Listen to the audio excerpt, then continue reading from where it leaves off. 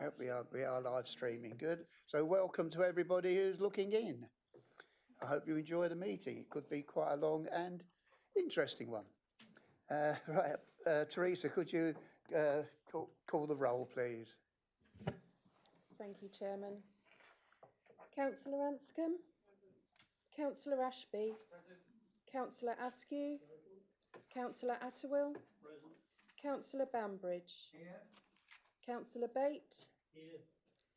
Councillor Annie Blackburn. Councillor David Blackburn. Councillor Borrett. Councillor Bowes. Councillor Brindle. Councillor Marion Chapman-Allen. Councillor Sam Chapman-Allen. Yeah. Councillor Clark. Present. Councillor Clausen. Councillor Cogman. Councillor Cowan. Here. Councillor Crane. Councillor Duffield. Councillor Eagle. Here. Councillor Fraser. Here. Councillor Gilbert. Here. Councillor Harvey. Here. Councillor Hewitt. Councillor Hunter-Clark. Here. Councillor Jeremy. Here. Councillor Cadell.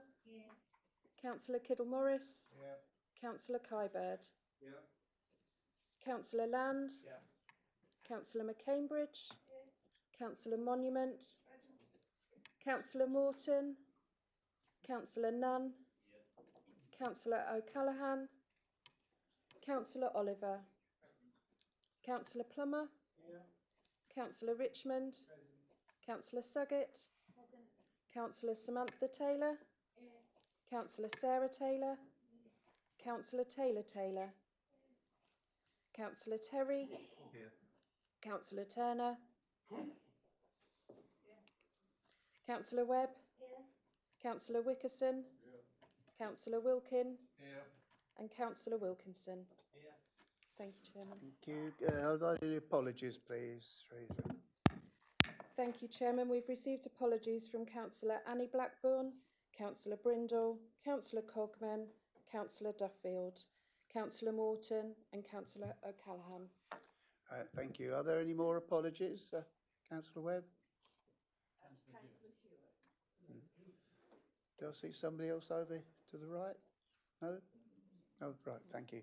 Okay, thank you. Right, the minutes.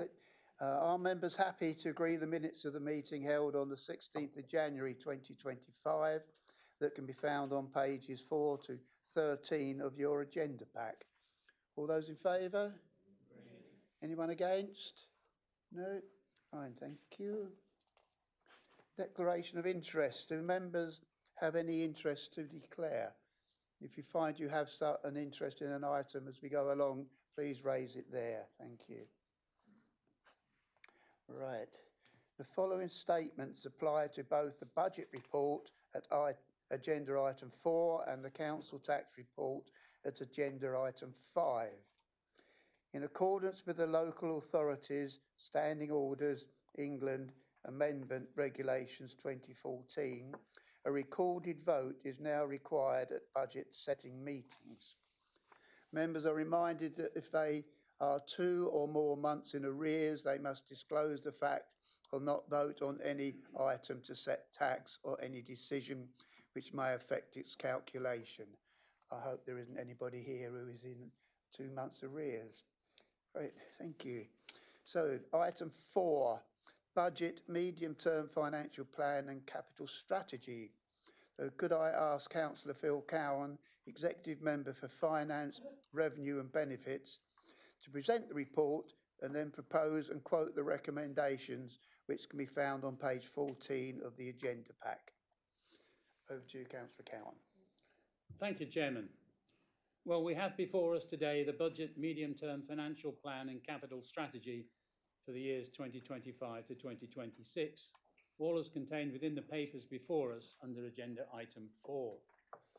As members are aware, it is a legal requirement that we prepare a balanced budget, and the proposals and appendices at item 4 contain much information that gives context and detail to support the proposals. In preparing this budget, we have considered our income streams and our costs, and referencing the trends of each as shown in the quarterly reports throughout the year. in order to arrive at the proposals we have before us. These draft proposals were discussed, debated and reviewed under the Council scrutiny process, having been prepared and sent out for the consultation as required in 2024, being presented and discussed at Cabinet in January this year, being presented and debated at OSC also in January this year, and being discussed at Cabinet on February the 10th, from which the 8 recommendations will be drawn. Income streams are identified in the histogram on page 24 of the agenda, and costs are described throughout the appendices A and B. And members will be aware from previous presentations of what was then a draft budget medium-term financial plan and capital strategy, that whilst we may have close control of many of the costs associated with administering council business, there remain significant costs over which we do not. This budget medium-term financial plan and capital strategy 2025 to 2026 is set against the backdrop of government's desire to see devolution and local government reorganisation rolled out across the country, whilst at the same time penalising local authorities that have elected to freeze council tax and others who they believe are not charging high enough levels of council tax. Here in Breckland, we take pride in setting a low level of council tax as a result of our entrepreneurial approach to finance, whilst being able to fund at all the statutory services that we are required to provide, irrespective of whether government grants are sufficient in all cases, and also deliver much needed services to residents that we believe are essential for their well-being. Thus, despite proposing a council tax increase of the maximum allowed under fiscal rules, we have seen our share of grant support fall by in excess of £400,000 in the current settlement. Turning to some of the detail contained in the papers before us, and here I must apologise to members who may have been present on previous occasions when this topic was debated in January and earlier this month. It is appropriate to draw out some salient points that underscore the funding challenges facing us and the measures that this budget medium-term financial plan and capital strategy 25 to 26 proposes taking to meet them. Appendix I sets out the background and potential impacts of both the empty homes and second homes opportunities that government has granted to local authorities. We have taken the decision in this budget to focus on the empty homes element of these opportunities. At Appendix J, developed in partnership with our funding advisors Pixel, we highlight various scenarios, outcomes and timings that we have used to support our proposed financial modelling as we look ahead. Paragraph 1.9 on page 15 identifies the significant funding reductions, additional income and our proposal for a council tax increase, together with the actual ascertained national insurance increase announced in the recent budget. The proposals contained in the budget, whilst accommodating this latter burden, do mean that we have had to fund approximately £87,000 or some 30% of that increase from our own resources. But in future years, this will rise by £250,000, thereby adding a further 25% to the cost of this council's national insurance burden. In paragraph 1.10, we identify the impact of the reduction in the Rural Services Delivery Grant, some £624,000, and particularly the timing of the announcement. Future funding complexities are explored in paragraphs 111 and 112, highlighting that the budget this year contains higher levels of estimates than would normally be the case, and in paragraph 113, the implications for the Council of implementing the new waste requirements, including food waste collections, are identified. NNDR and the implications of the impending business rate reset are explored in paragraph 114. We have set out the current position regarding the new homes bonus that is set to cease with no legacy payments in future years in paragraph 117, and it is proposed that together with the UK Shared Prosperity Fund, this balance will be utilised to support the future Breckland programme and our market towns. These suggestions will be discussed at the future Breckland board when it meets next week, so that projects may be fast-tracked for delivery at the earliest opportunity. Confirmation that the proposed annual increase in council tax £4.95 for a Band D property meets with legislative requirements is shown in paragraph 118, and the efficiencies that Breckland has achieved and those that are proposed are scheduled out in paragraph 119. Paragraphs 127 to 132 outlines our proposed approach re council tax penalties, and I draw your attention to the sums involved in paragraph 131 that specifically relate to single person discount fraud. And finally, the capital strategy and capital programme is explained in appendices G and H. Councillors, there are 8 recommendations from Cabinet to Council as follows. 1, that the Breckland revenue estimates and parish special expenses for 2025 to 2026 and outline position through to 28 to 29 as set out in Appendix B and E are approved. 2, that the capital estimates and associated funding for 2025-26 and outline position through to 2034-35 as set out in Appendix H are approved. 3, that the fees and charges shown at Appendix D and D1 for adoption on April the 1st, 2025 are approved. 4, that the council tax is set at £118.53 for a Band D property in the year 2025-26. That's a £4.95 per annum increase on 2024 to 2025 levels. 5, that the medium-term financial plan at Appendix A is approved. 6, that the capital strategy at Appendix G is approved. 7, that with effect from April the 1st, 2026 or later, the Second Homes Council tax premium of 100% may be applied. And 8, that with effect from the 1st of April 2025, a civil penalty is imposed for single person discount fraud in line with legislation. And I commend these for your approval. There is of necessity a considerable amount of detail in the papers before us, and together with our 151 officer and the finance team, we will be happy to take questions. Thank you, Chairman. All right, thank you, Councillor Cowan. Do we have a seconder for that, please? Yeah, Councillor Webb, thank you. Oh, sorry, Councillor Crane, sorry, wrong hand. Two hands clear. Right, are there any questions? No. Councillor Atterwell. Thank you, Chairman.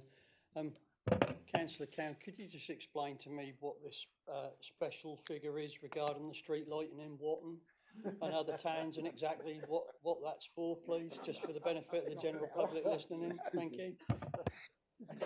Well, what a surprise, Councillor Atterwell. I wasn't aware that you were that familiar with matters in Watton. But it's nice to hear the question being raised from the floor as per usual. And as members will be aware, street lighting is a topic which has been in and around this council, at this chamber, at this time of the year, year in, year out. Some of the towns elected to retain their street lighting. Some of the towns elected not to retain their street lighting. And if I recall correctly, there are probably more street lights in Watton than there are in Thetford, for example, which is a significant number. And as a result, the special responsibility for street lighting for the townspeople of Watton is devolved to Watton. And it isn't part of this council's responsibility as a consequence. But I'm sure my colleagues who are much more familiar with this topic than I will be able to elaborate on that. Thank you. Thank you, Councillor Cowan. I did mean to say at the beginning, you'll be disappointed to hear that I won't be talking about street lights. Are there any more questions? No. Now, these proposals will be taken en bloc, but I am told that what you can do, if you disagree with one of the 8 points, is 8, isn't it? Yeah, that, sorry, Councillor Terry.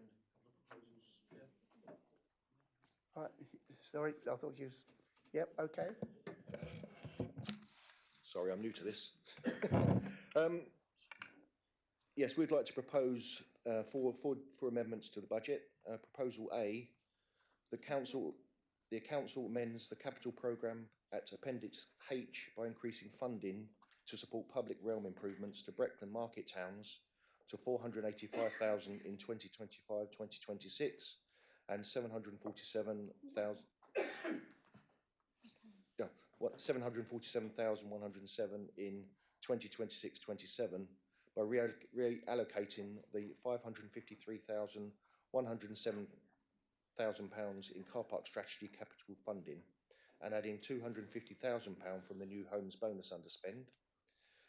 Proposal B, that council creates an Inspiring Communities grant fund of 57,000 pound to support children and young people to access nature in Breckland villages, funded by new homes bonus underspend. Proposal C, that council increases funding to the Breckland housing team by £100,000 to improve conditions for renters, funded by new homes bonus underspend. And D, the council increases funding by,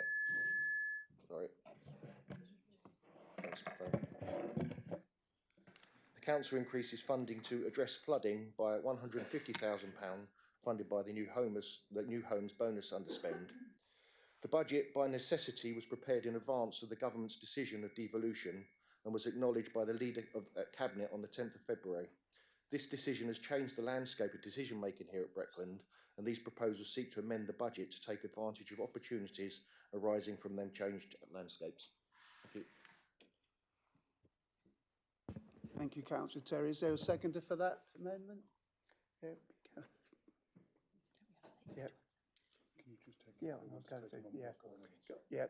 Do you wish to take them all on block, or did you want them individually?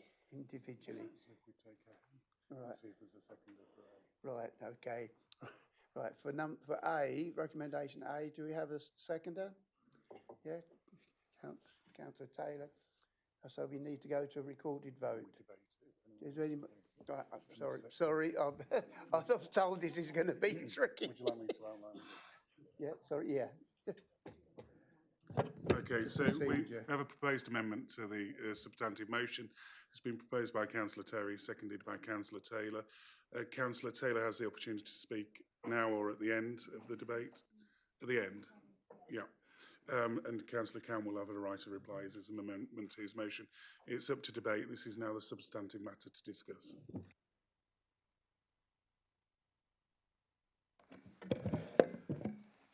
As articulated, as agreed at Cabinet on the 10th of February 2025, the devolution decision presents an opportunity to reconsider Breckland's direction of travel.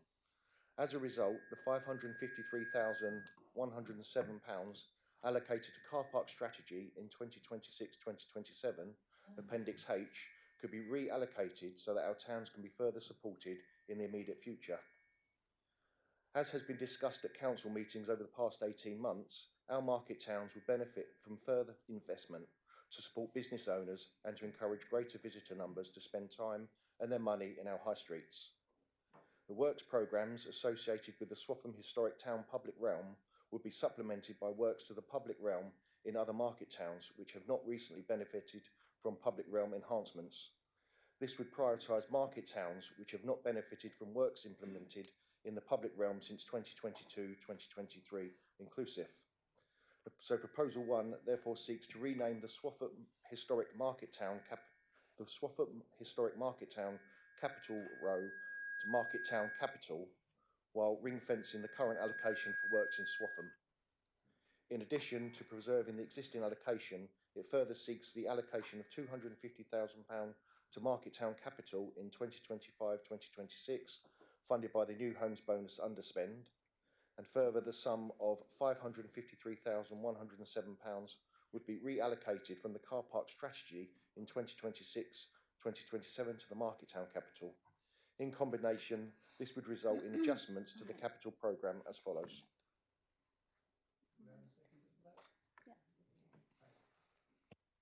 Yeah, Councillor Taylor, thank you. Have you got the are you doing the next one or? No, so yeah. we need to debate it. Right, and then okay. Councillor Taylor comes at the end, and then Councillor Cowan. Right, so I think I know where we are. Right, Councillor Jeremy. Thank you, Chairman. Pleased to speak in support of Amendment A. I think we're all aware that our market towns in Breckland are in a very fragile state, frankly, and I've been quite shocked over the last few months how the just mere mention of the possibility of car parking charges, certainly in Thetford, has resulted in at least 3, potentially 4 businesses announcing that they are due to close. I've long been against car parking charges in Breckland, but it's interesting that in their reasons for closing, they have cited that car parking charges potentially coming in is one of the reasons that they are wishing to close their business and relocate. So it's quite clear that our market towns are in a fragile state. Breckland's had some really good work over the last few years around Market Town Initiative and other projects, but I think the car parking proposals have been very unwelcome and actually done a real disservice to all of that work that's gone on over the last few years. It's really weakened the market towns in the district. We don't know what's going to happen with devolution and local government review, but actually investing in our market towns is crucial, certainly for us here in Breckland. So I quite like this proposal about investing in the public realm. We've got some fantastic market towns and town centres. So I think this would be a really welcome proposal. Anybody else to debate? So it's Councillor Taylor can now finish off. Yeah, thank you. This is Oh, sorry, we had Councillor Cowson. Sorry, I didn't see your hand there, sir. Yes, well, I'm at a loss here. But the numbers you were hitting us with is pretty much bouncing us immediately. And comparing Swaffham, I think, is completely wrong, because the Swaffham money has come from the historic area monies and has come from Historic England. And they would be telling us what is going to happen with their monies as well as we are. As you heard in the budget proposal from Phil, we are having a future Breckland board within a week. And just about all of the stuff that you've been talking about there is within the future Breckland piece of work. And that will be being discussed there will be public sector people, there will be business people, there will be voluntary sector people. And I don't accept what you're saying about the reason that being cited, because what you said there, Councillor Terry, was that these businesses are going to relocate. Well, to the best of my knowledge, they're going to be relocating. If they're relocating in Norfolk, they're not going to go to anywhere that doesn't charge for the car parks. And this charging for car parks was really just to cover our costs. And that was all it was.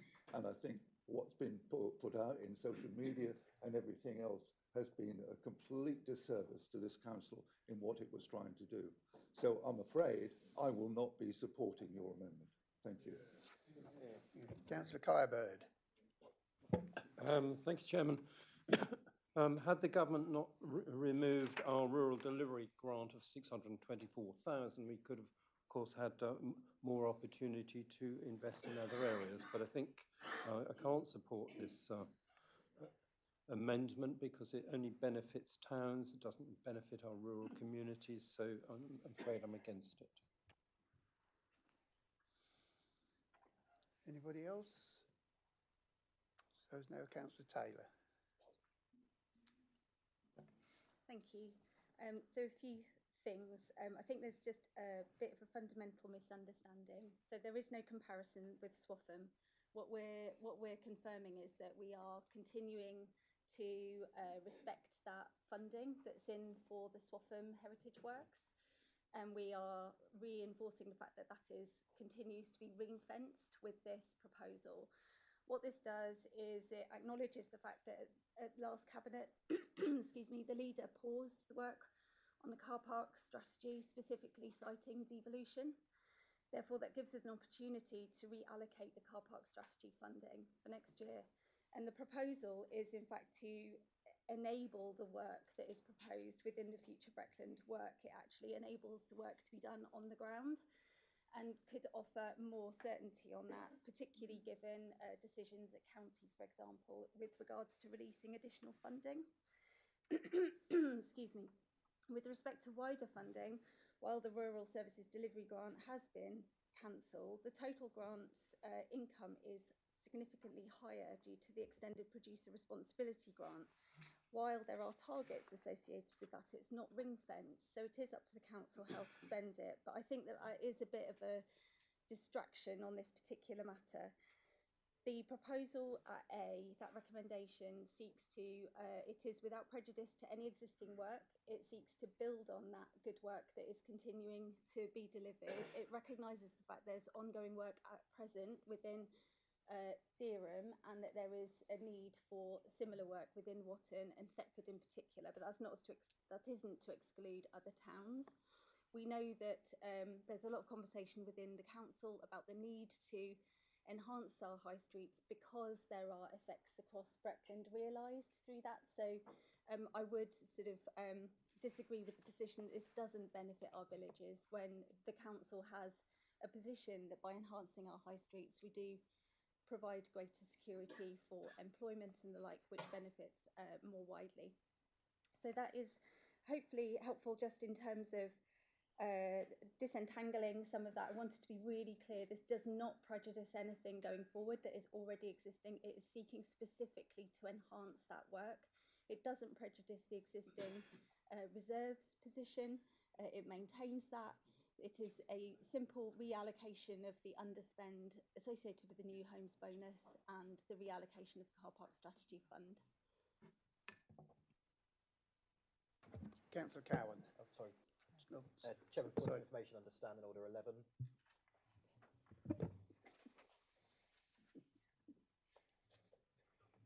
Thank you. Chairman, just a personal explanation for me from a material speech I gave previously at Cabinet, which has just been quoted, I think misunderstood in this present debate. The car park has been paused due to local government reorganisation, not devolution. I just want to clarify that in order from the most recent speech given. Thank you. Councillor Cowan. Thank you, Chairman, and thank you, members, for the opportunity to have a debate on the budget. It's good to be able to do that. I'm very interested to hear your proposals opposite. But I think the point that's just been made by the leader in terms of clarifying what was or was not said is absolutely germane to this particular topic. We have only, as a council, agreed to pause the car park strategy proposals. They have not been ceased, and therefore the funding attached to that particular proposal is still live and is merely carried forward. It is not available, therefore, to undertake some of the work that members opposite have proposed. And further than that, I would also advise, and I referenced it in my introduction to the debate, that we are absolutely bound to looking at how we can improve our market towns. We have a Future Breckland board which is specifically targeted at doing exactly that. And not only that, we have already identified that we have UK's rural prosperity funding, which we're going to use, and we're also in this budget proposing using new homes bonus to support that. So in terms of your proposal A, the adding £250,000 to the new homes bonus underspend, that is strictly speaking not correct, because we are proposing to use that funding in order to do exactly what it says on the tin, which is work to assist and improve our market towns and the well-being of residents across Breckland. And I would agree with the councillor opposite. Our market towns obviously relate directly to people who live within them, but the rural communities also access those market towns, and therefore we recognise very much that approximately half of the residents in Breckland live in the 5 market towns, whereas half live in the rural areas. And it's absolutely vital that every single resident in Breckland receives the support which we're able to give them. Hence, we're proposing to use whatever funds we have available, to use them with the Future Breckland board in order to drive forward the growth and expansion wherever possible in the market towns. And as Councillor Clausen at the end of the table here identified, the Future Breckland Board comprises not just elected members, but members from the public, business, communities, volunteer groups, and the like. So it is an inclusive board. It isn't very much a single operation board. So I think that probably sums up my response. I appreciate what you're trying to do, but I would actually suggest that this budget does exactly what you're suggesting with the funds that are available. And I stress again, car parking is only paused. It has not stopped. Thank you, Chairman. Thank you, Councillor Cowley. So we now go to recorded vote on the amendment, please.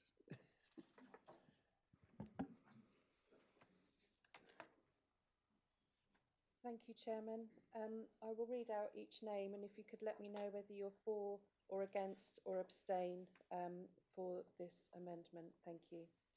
So Councillor Anscombe, Councillor Ashby, Councillor Askew, Councillor Atterwill, Councillor Bambridge, Councillor Bate, Councillor David Blackburn, Councillor Borrett, Councillor Bowes, Councillor Marion Chapman-Allen, Councillor Sam Chapman-Allen, Councillor Clark, Councillor Clausen, Councillor Cowan, Councillor Crane, Councillor Eagle, Councillor Fraser, Councillor Gilbert, Abstain. Councillor Harvey, Councillor Hunter-Clark, Councillor Jeremy, Councillor Cadell, Councillor Kiddle-Morris, Councillor Kybird, Councillor Land, Councillor McCambridge, Councillor Monument, Councillor Nunn, Councillor Oliver, Councillor Plummer, Councillor Richmond, Councillor Suggett, Councillor Samantha Taylor, Councillor Sarah Taylor, Councillor Taylor Taylor, Councillor Terry, Councillor Turner, Councillor Webb, Councillor Wickerson, Councillor Wilkin, Councillor Wilkinson. Thank you, Chairman.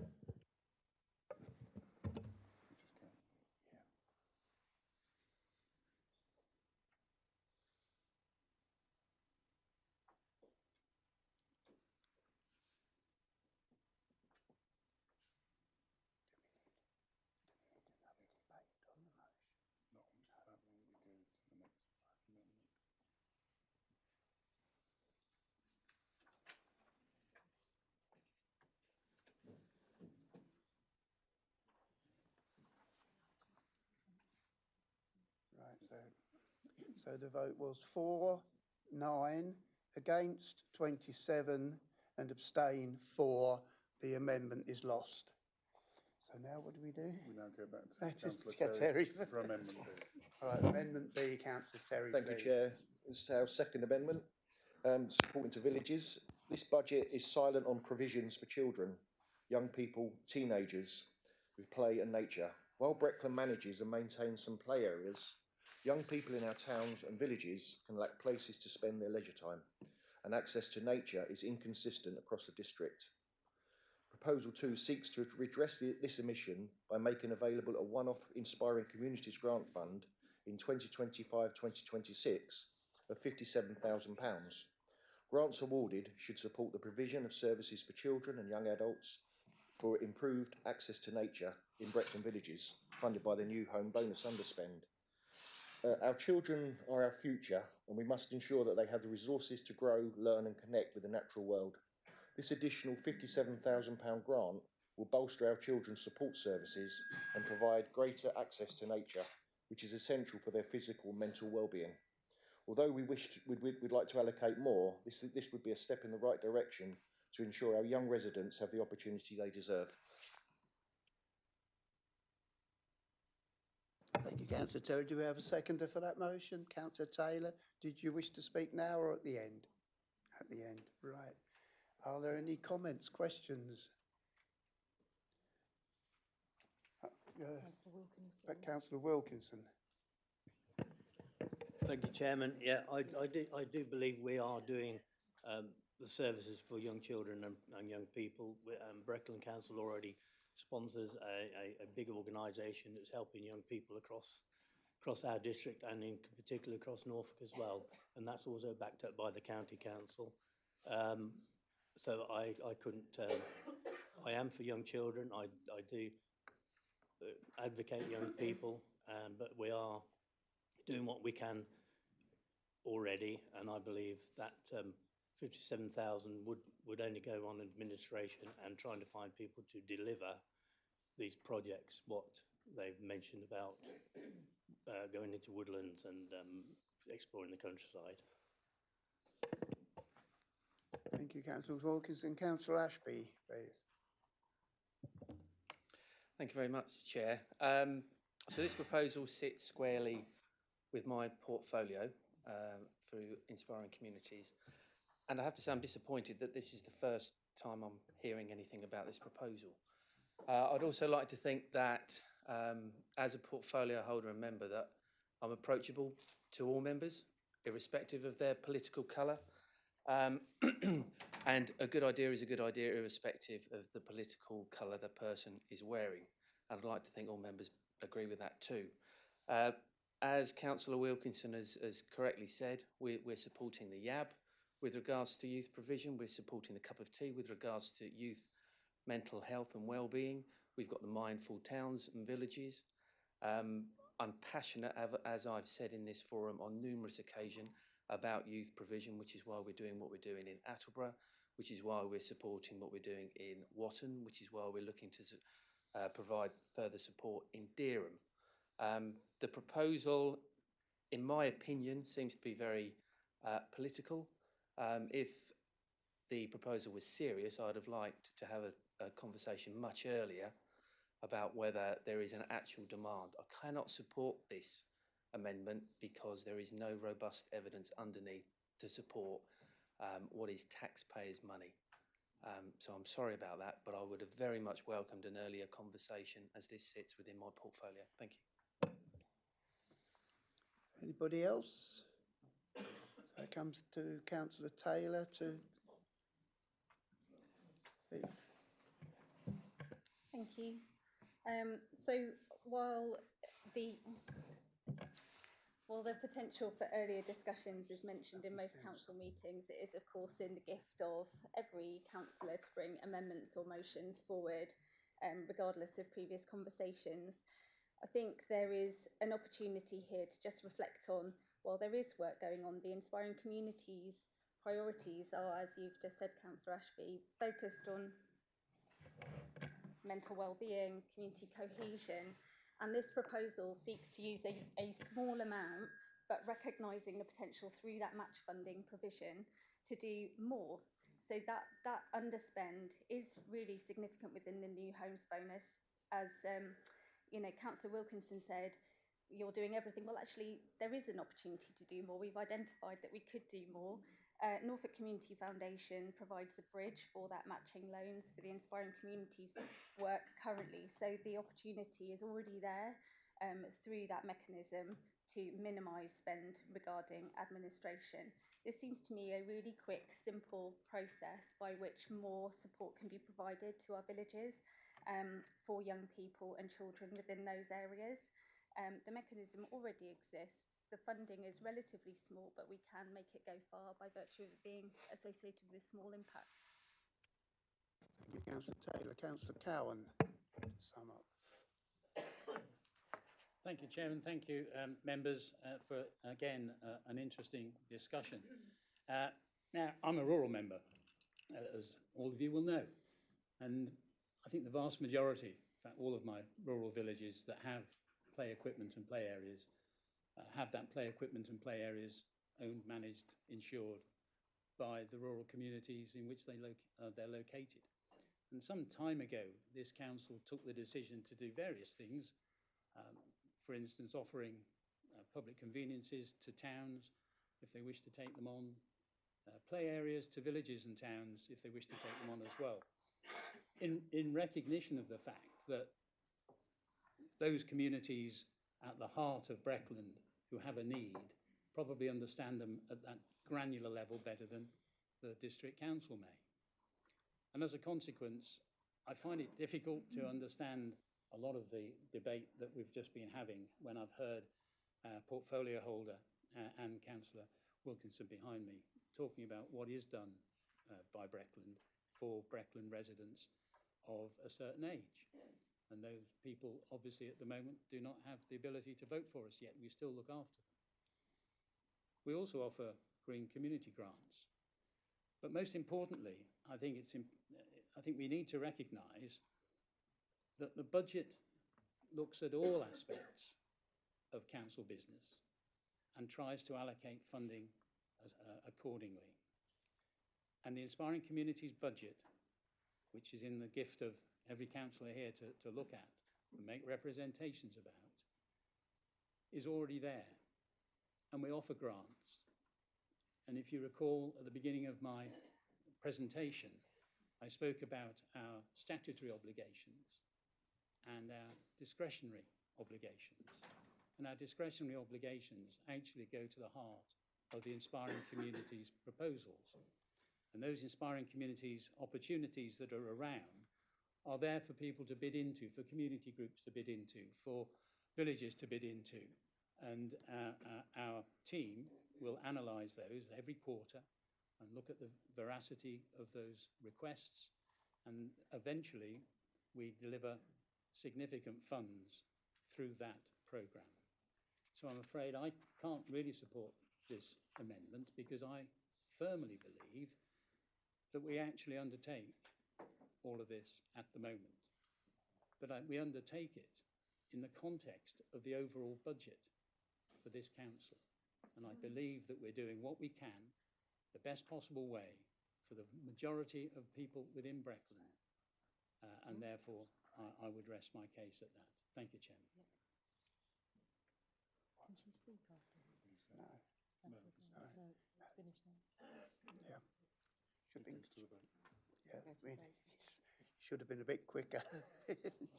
Right, so we now go to the vote on the amendment. And can I say, I know that this is time consuming, but it is important.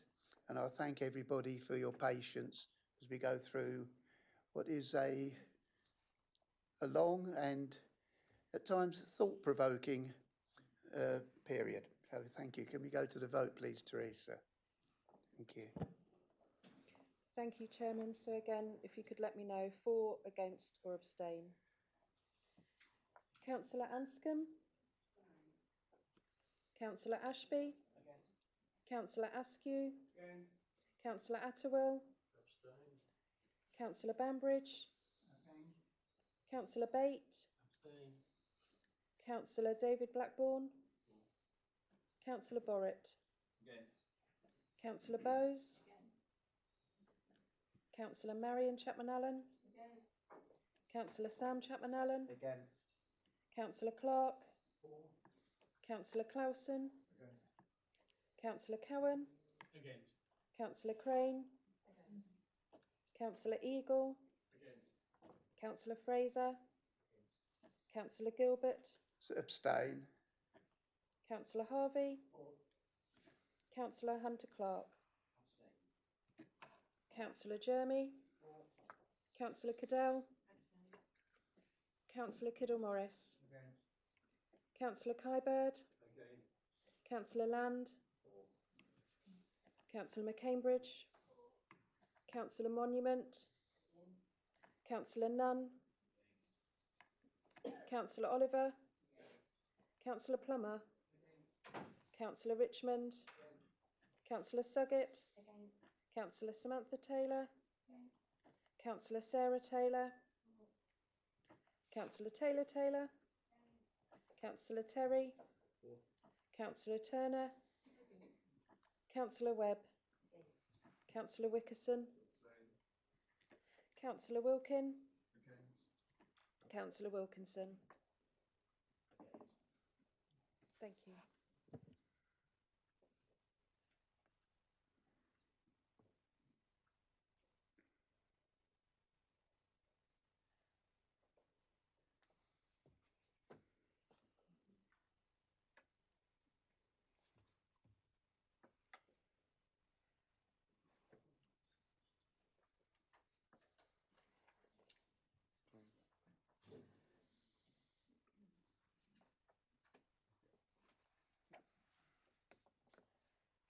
Right. Thank you, ladies and gentlemen. There were 8 votes for, 26 against, 7 abstentions, so the amendment is lost. Which brings us to the substantive motion. No, I'm sorry. You want to, sorry. Number 3, sir. Thank you, Chair. Right, Breckland's housing team provides good support to people in rented accommodation. However, it is acknowledged that many people renting have homes which fall short of acceptable conditions. A proposal 3 would provide £100,000 of additional funding to Breckland Housing, the Breckland Housing team, to build on their good work in advance of the Renters Reform Act being brought forward. This would encompass working with tenants and landlords through improved reporting and identifying needs, commissioning surveys and inspections to identify works required, and enforcement action if required, funded by the new Homes Bonus underspend. Thank you. Do we have a seconder for that? Councillor Taylor, thank you. Do you wish to speak now or at the end? Right, okay. So it's open for debate. Nobody? Oh, yeah, sorry, Councillor Saggett, thank you. Thank you, Chair. As mentioned, we already do great work in this space. We're really fortunate to have a dedicated and hard-working housing team. We're currently undertaking a housing review to ensure our team are organised and supported in the most robust way to allow them to continue to support our residents. We're hosting tenant clinics and landlord forums, which formed part of our Healthy Homes programme, which largely focused on damp and mould, but this has allowed us to strengthen links with our partners in this space and help us to help our residents to get the help that they need from the right place, which isn't necessarily always us. It may be from our partners at Citizens Advice, for example. We've also got our road landlord scheme, where the team have been focusing on some known rogue landlords who unfortunately exploit their position as landlords against their tenants. This has been extremely successful and seen us fine and bring to task those individuals. And we're very proud that this work has boosted our reputation in this space, and it shows others that we are not willing to allow this to continue. I think our team do a really good job in this space without waiting for things like the Renters Reform Act coming through. So unfortunately, I can't support this amendment. Thank you. Thank you. Councillor Wilkin? Yes, sorry, Chairman. I was just, the cogs were working and I weren't sure what was going on, but our housing team are underfunded? Is that what was put forward? I missed that slightly. The opposition is saying that they want 100,000 to go to the housing team. So is our housing team underfunded? That was my question. I mean, Councillor Suggett sort of led along the fact that it isn't. So I'm just wondering where the principle of giving another 100,000, does it make them work better, or they seem to be working well, everyone says? I'm informed that you can't, but perhaps Councillor Chapman Allen would like to say something. Thanks, Chairman. So as far as we're concerned, we have a good, robust housing team in which we're delivering everything we're required to do so. As Councillor Suggan alluded to, we're operating in space where partners and other localities within Norfolk and the region aren't in that space yet, and particularly with our robust approach to those rogue landlords. As has been mentioned, there's currently a housing and communities review going on, being led by both those service team managers to understand where do we need to evolve the team further to ensure that we can meet the demands as we move forward, not just around the rental reform, but actually access to homes and the wider housing affordable policy, which this council adopted the latter part of last year. So I think, as far as we're concerned, it's not, and this would be cart before the horse until we understand what those needs are, because this money may not be needed. We need more, or we need vastly less. So as much as I can support what Councillor Suggett's sentiments that this is a welcome support from the opposition benches, this is too premature for where we are today until we know what the final challenges we're trying to overcome, because this may need to be resolved and placed in other parts of our housing team and or communities team. Thank you. Councillor Oliver. Thank you, Chairman. A less charitable person than myself might feel like the amendments are getting less detailed and shorter as we go down, almost as if we were running out of steam as we were drafting them. 100,000 is a very round number. I wondered just if there was any explanation at all as to what you thought 100,000 was going to buy and why you chose 100,000 rather than any other particular number available to you. Thank you. Is anybody else? No, then Councillor Taylor. Thank you. I'm going to try and keep everything far away from the mic. Stop the feedback. So the principle recognises the fact that the housing team does do good work, but there is an opportunity to do more or to do more faster. And ultimately, if that resource is not needed, then the line would simply be carried over in the usual way. I think it's disappointing that an opportunity to do more and do more quickly is being turned down sort of immediately, given the scale of the work that needs to be done and the scale of the ambition within the council. By separating out the individual proposals, there's an opportunity for the whole of the council to examine each element of work. And if on balance one is seen to be appropriate and useful, then we can go for that one without jeopardising the other elements. So by separating them out, you know, Chair, I note what you said about it being time consuming, but that is because it offers an opportunity inherently rather than taking them as a single amendment. Overall, this is, as I say, is looking to strengthen existing work. That 100,000 is confirmed by virtue of it providing additional resource, possibly in the order of 2 FTE, depending on the people that are providing it. But ultimately, it allows for, by not being ring-fenced, it allows for, as the proposal says, commissioning surveys, identifying needs. It allows that resource to go elsewhere in order to expedite work that's being already done. Ultimately, this is about further enhancing the work done to support renters by working with landlords, not adversarially, to increase the work provided by Breckland Council. Thank you, Councillor Taylor. So Councillor Cowan, please, to sum up. Thank you, Chairman. And as members will appreciate, my portfolio is finance, revenues and benefits. It is not housing. So I think we've heard from the portfolio holder with responsibility for housing exactly what is being proposed in this council at the moment. And that is a complete root and branch review of how we look at and manage our housing opportunities in Breckland. And I think we're all aware in this chamber that there are good landlords and there are bad landlords and there are landlords that fit somewhere in between. And we're also aware of the challenges that face individuals who find themselves homeless because landlords are not able to continue private rented accommodation for various reasons. So I think the problem of housing is well understood by this council. There is no doubt about that.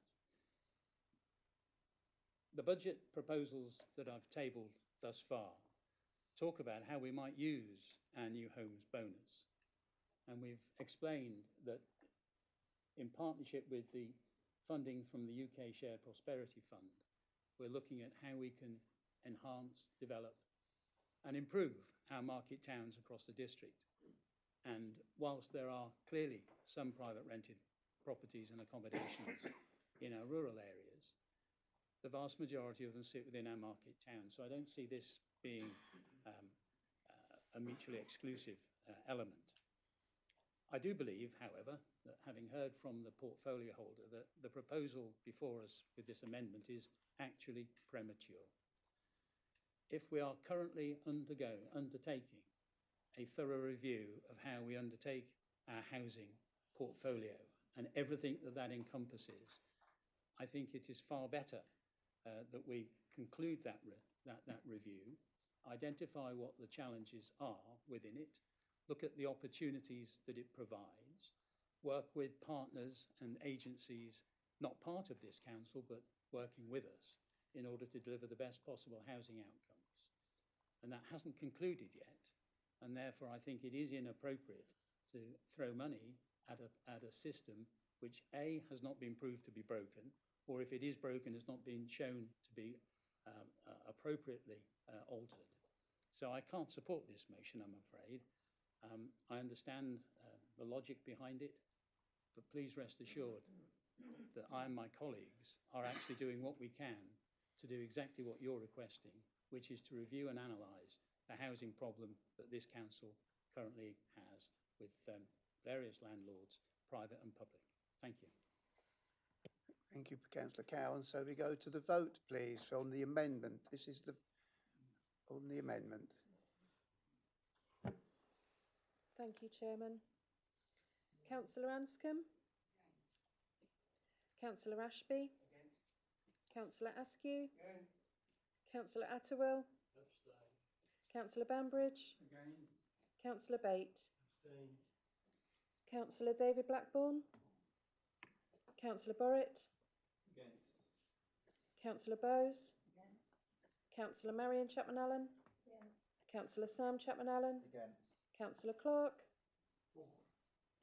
Councillor Clausen? Councillor Cowan? Councillor Crane? Councillor Eagle? Councillor Fraser? Councillor Gilbert? Abstain. Councillor Harvey? Councillor Hunter-Clark? Councillor Jeremy? Councillor Cadell? Councillor Kiddle-Morris? Councillor Kybird? Councillor Land? Councillor McCambridge? Councillor Monument? Councillor Nunn? Councillor Oliver? Councillor Plummer? Councillor Richmond? Councillor Suggett? Councillor Samantha Taylor? Councillor Sarah Taylor? Councillor Taylor? Councillor Terry? Councillor Turner? Councillor Webb? Councillor Wickerson? Councillor Wilkin? And Councillor Wilkinson. Thank you.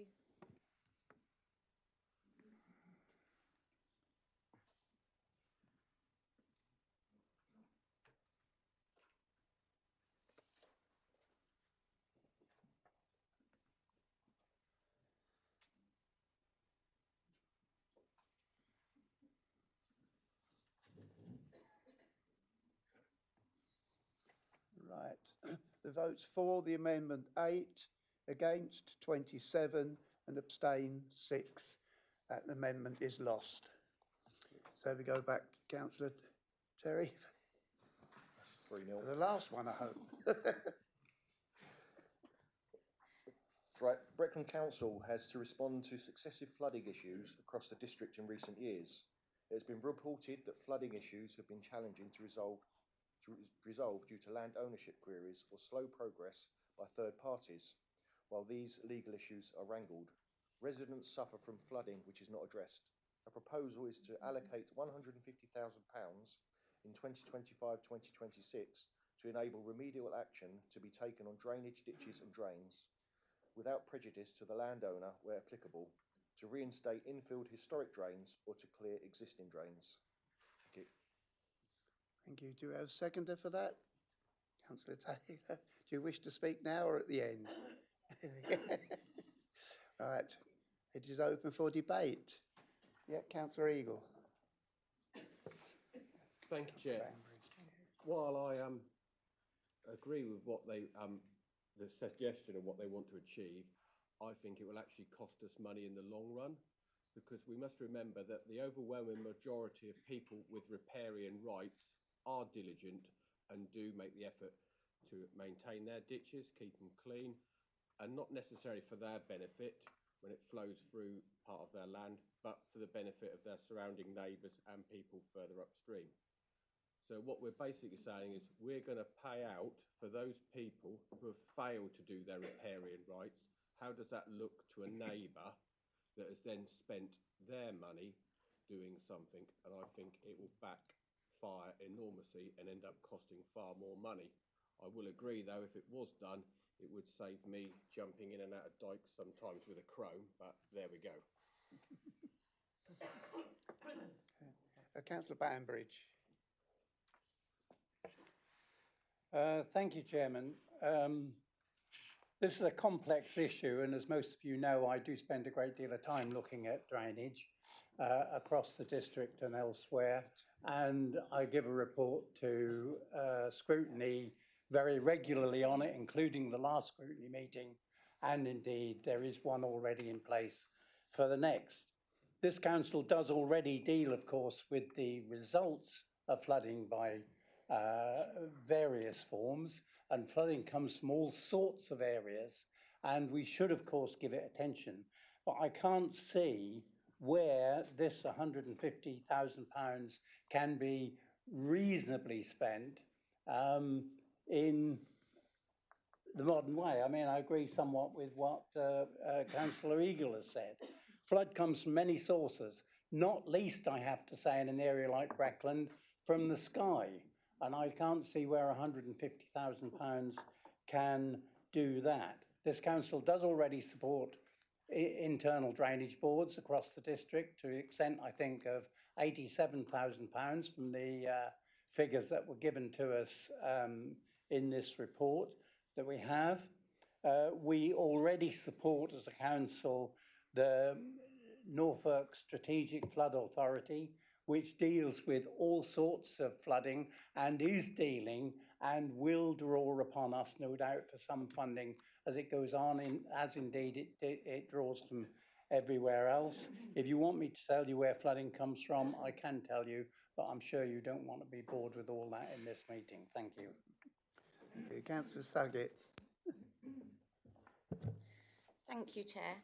I think Councillor Banbridge has downplayed the involvement he has somewhat in his representation of the council to some of the water bodies that he goes out and he sits on. He comes back and reports to scrutiny, and I think it's a really complex and misunderstood situation. Myself, along with Councillor Kiddle-Morris, go to the Norfolk Strategic Flood Alliance meetings where the chairman there, an independent chairman, does a sterling job at bringing together all of the organisations. And I don't think that there's anybody in that room that would say, actually, it's just cash, which is the tricky situation to get round with this.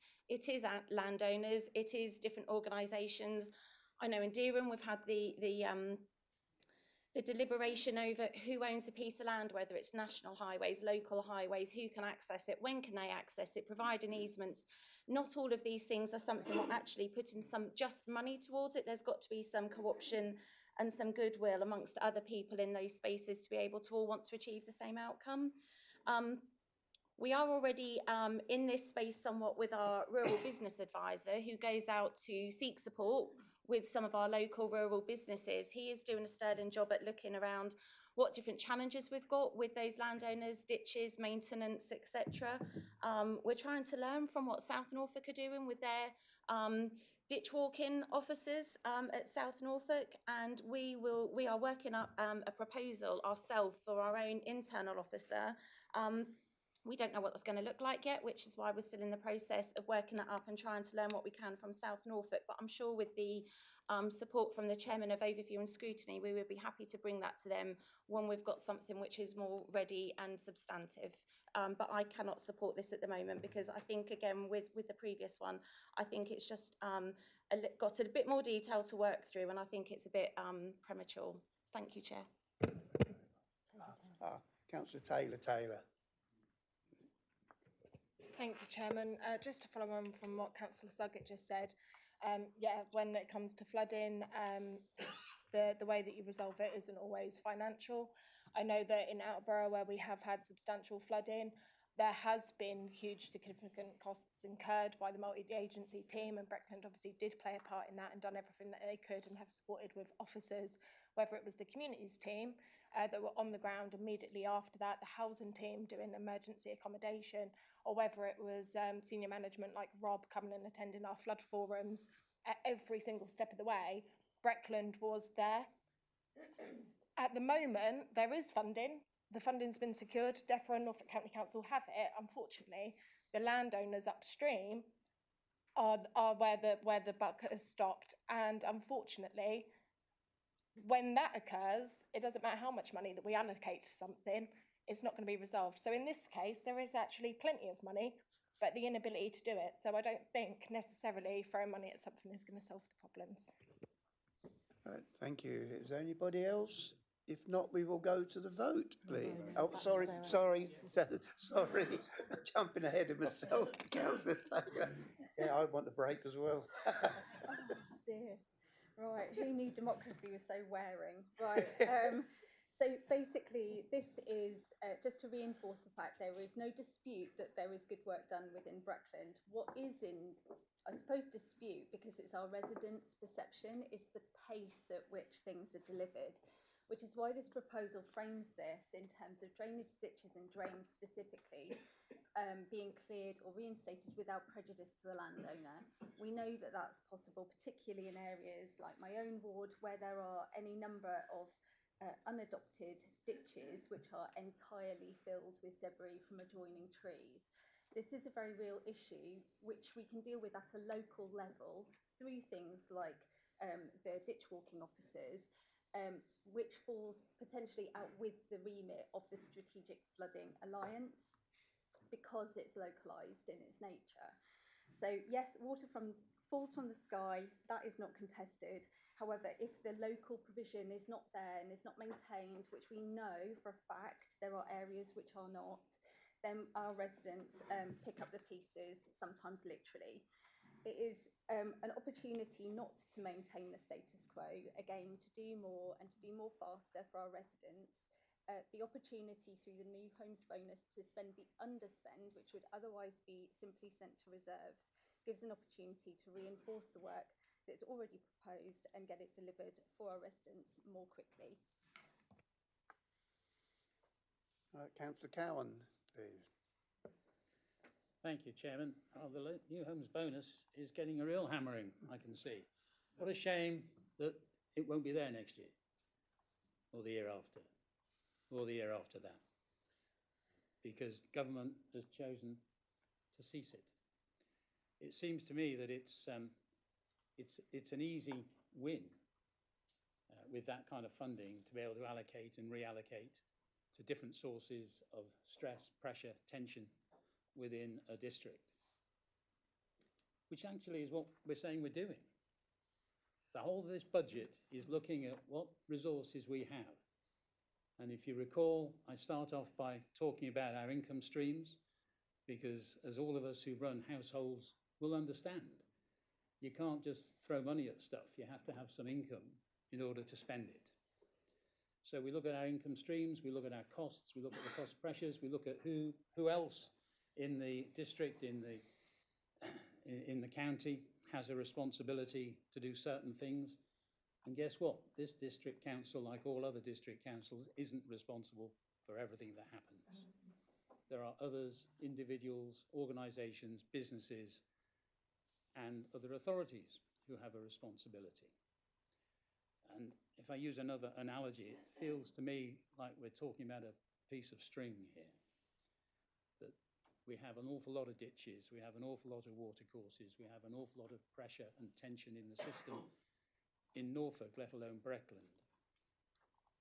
And I do appreciate that there are problems, and those problems are often not the cause of maybe individuals, but as we've heard from those who attend the various meetings, those problems arise because others fail in their duties and responsibilities.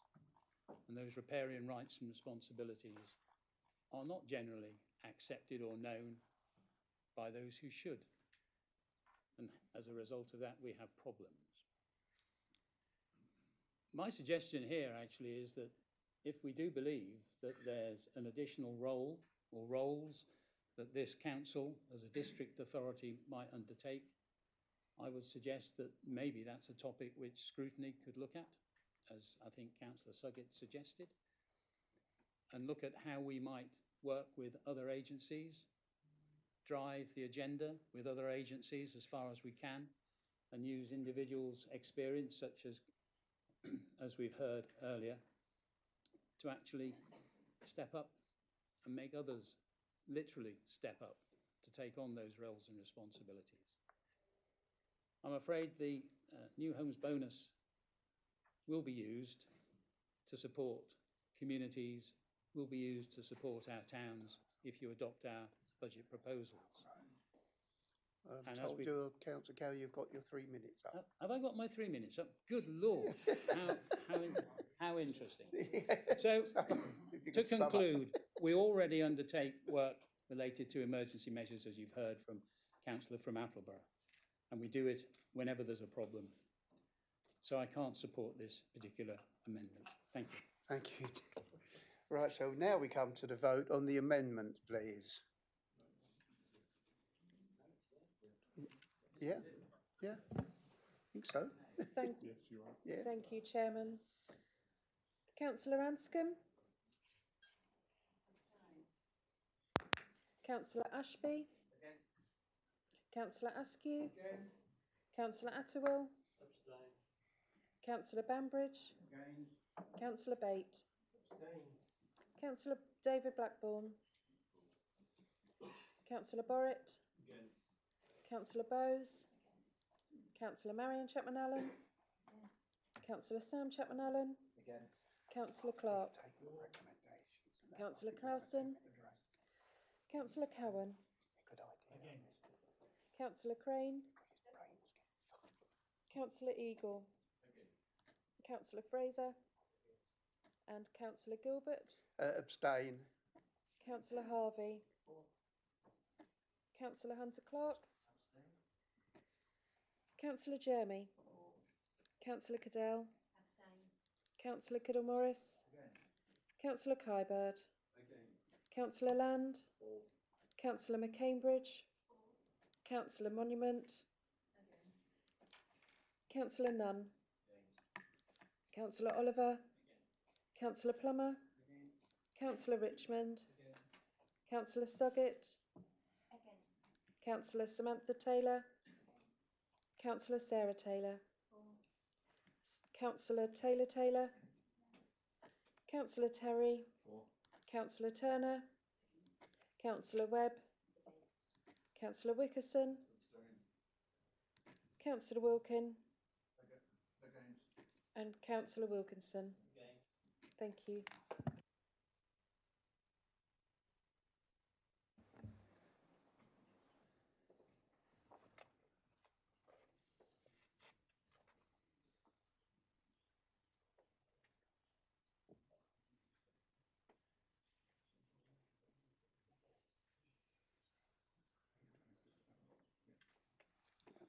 Right, thank you. Votes for the amendment 8, against 26 and abstain 7. So the amendment is lost. So we now come, I believe, to the recommendations, numbers 1 to 8, which are on your agenda.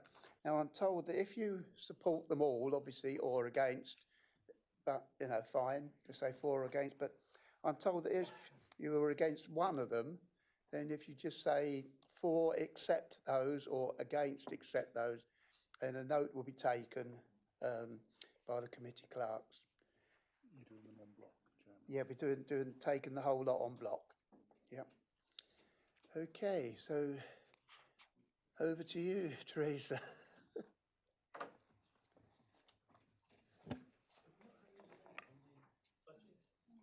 Thought we had. No, we haven't. Oh, right. Thank you, Councillor. Thank you, Councillor Borrett. It is open for. Yeah, we did have a proposer, didn't we? We've had a seconder, so we now it's open to debate. Yeah. Anybody got anything to say? No. Councillor Borrett. Well, I would like to support the proposals produced by the cabinet member on behalf of the council, and I think that it's you know there've been amendments to the budget set out, but actually what we have here is a balanced budget. Breckland is still one of those very rare beasts, a council with no external debt, which is rare in Norfolk, but even rarer across the whole country. And I believe there are some district councils across the country with debts of over £1 billion. So the very fact that we have no debt at all is a testament to how well run Breckland is. I'm very pleased that we still have and are proposing the lowest council tax in the country, which is something I think we should be proud of. And it's only possible that we do that because we raise more money from our commercial activities than we tax our residents in council tax. And that has been as a result of members over consecutive budgets making and agreeing budgets like this. So Breckland is an unusual beast, and I think we should be proud of what we deliver to our residents here. I think it's interesting that there have been no proposals anywhere for a different level of council tax, and that's partly because central government has decided in their announcements about how much money we're receiving to include the fact that the council tax will be going up by the maximum amount, and have announced that. And that is incredibly arrogant, considering that we haven't actually set the council tax yet, and that is the debate that we're having today. So when the government says it's keen on devolution, yet it makes assumptions about levels of council tax when we haven't even debated it, I think that shows the true heart of the current government and where they stand on local determination. And I see Terry Jeremy MP is chuckling away, chuckling away over there. So I have, well, it is very much what we're faced with today under this government. I thought it was very interesting that we had a proposal around saving our market towns, and I will just read something that was in the press today. Another day, another blow to the economy, thanks to Rachel Reeves. Consumer confidence has crashed to a record low of -37, according to new figures from the British Retail Consortium. Helen Dixon warns that shop owners will have no choice but to jack up prices and slash jobs just to survive in the high street, thanks to the triple whammy of budget costs, business rates, and new packaging and recycling levels, which pass costs onto the consumers. So if you want to know who is supporting the high street, it is not the party opposite. Thank you very much. Thank you. Right, Councillor Atterwell. Well, follow that. Could I just make a suggestion to the leader that after this meeting, for the sake of the future of his party, he perhaps ought to have a conversation with the Councillor Borrett, because every time he makes a speech like that, the general public are not stupid. They look back and they say, well, hang on, we've had 14 years for you guys to sort out our high streets and our town centres.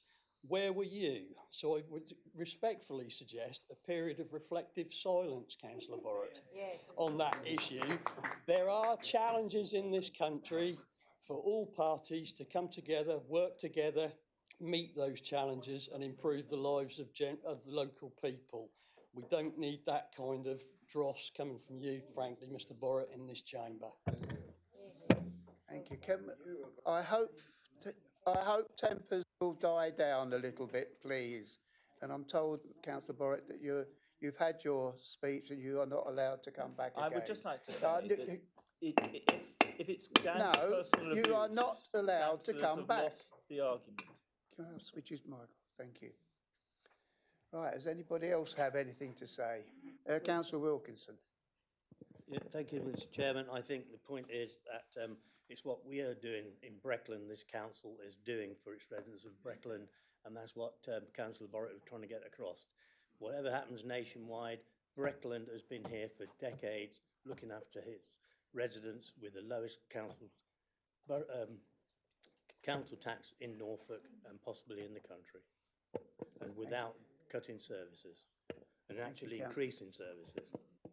Right, if nobody else wishes to speak, then we go to the vote on the recommendations 1 to 8. And if you are against or for or one, or you can just speak as to which one you're either for or against or whatever. Thank you.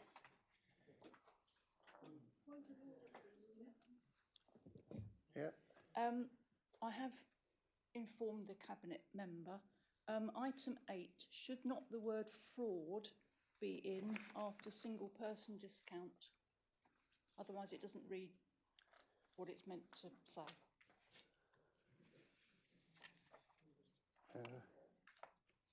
Sarah. Can you ask Ali to confirm? This one or not? Ali, can you confirm you're agreeing with Councillor Turner, or it's okay as it is?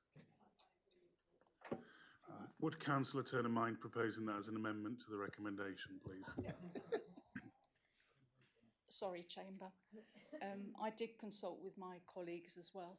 So I'm proposing an amendment to item 8 on the recommendation that the word fraud be inserted after single person discount in brackets SPD and before in line with legislation, so that it reads correctly. Right. Do we have a seconder for that? Councillor Webb, I just happened to be looking in that direction. Do we need a... Chairman, technically we need to open it up for debate, and then if the seconder would like to speak, the proposer would like to speak, and Councillor Cowan would like a response. But unfortunately, it's an amendment to the recommendation, and therefore we need a recorded vote. Can I ask then, is there anybody who desperately needs to speak on this, or can we go straight to the vote? I think we can go straight to the vote. A vote on the amendment. Just to confirm to members, it's the addition of the word fraud to the recommendation 8 for the amendment.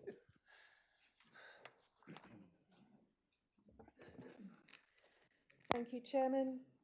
So, Councillor Anscombe, Councillor Ashby, Councillor Askew, Attewell, Councillor Bambridge, Councillor Bate, Councillor David Blackburn, Councillor Borrett, Councillor Bowes, Councillor Marion Chapman-Allen, Councillor Sam Chapman-Allen, Councillor Clark, Councillor Clausen, Councillor Cowan, Councillor Crane, Councillor Eagle, Councillor Fraser, Councillor Gilbert, Councillor Harvey, Councillor Hunter-Clark, Councillor Jeremy, Councillor Cadell, Councillor Kiddle-Morris, Councillor Kybird, Councillor Land, Councillor McCambridge, Councillor Monument, Councillor Nunn, Councillor Oliver, Councillor Plummer, Councillor Richmond, Councillor Suggett, Councillor Samantha Taylor, Councillor Sarah Taylor, Councillor Taylor Taylor, Councillor Terry, Councillor Turner, Councillor Webb, Councillor Wickerson, Councillor Wilkin, and Councillor Wilkinson. That is unanimous. Well done, everybody. So we now come to the substantive recommendations, numbers 1 to 8, as amended. Right. We are now to the vote, aren't we? Yes. Thank you, Chairman. Councillor Anscombe, Councillor Ashby, Councillor Askew, Councillor Attewell, Councillor Bambridge, Councillor Bate, Councillor David Blackburn, Councillor Borrett, Councillor Bowes, Councillor Marion Chapman-Allen.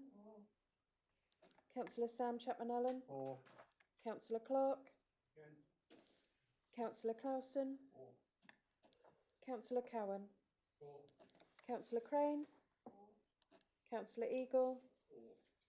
Councillor Fraser. Councillor Gilbert.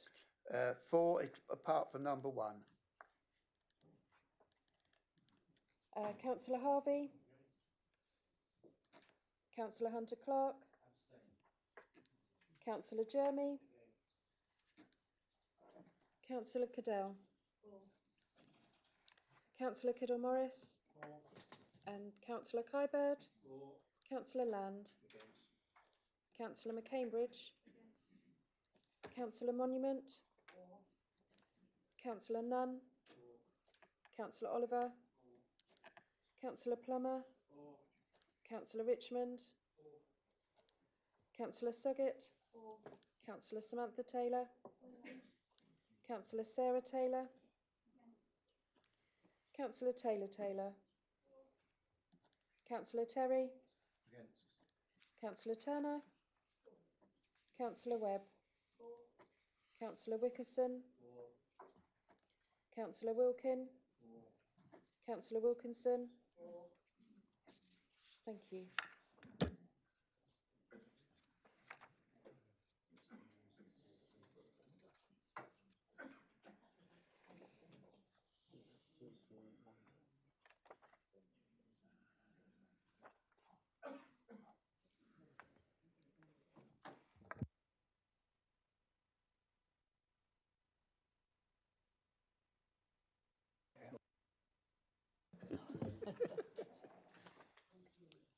Right, okay. For the recommendation 32, against 8 and abstentions 1. So this item is approved. Now, I don't know if whether you, like me, would like a short break. I think we need a proposer, do we? You need to propose I it, would second. propose we have a 10-minute comfort break, seconded by Councillor Attewell. All those in agreement? Agreed. And when you come back, I do realise that it will be gone 11:30. Council meeting should be done by 12. I think we may overrun, and I think we need to get this business done. So if it goes past 12 o'clock, then so be it. The quicker you're back, the quicker we can get on.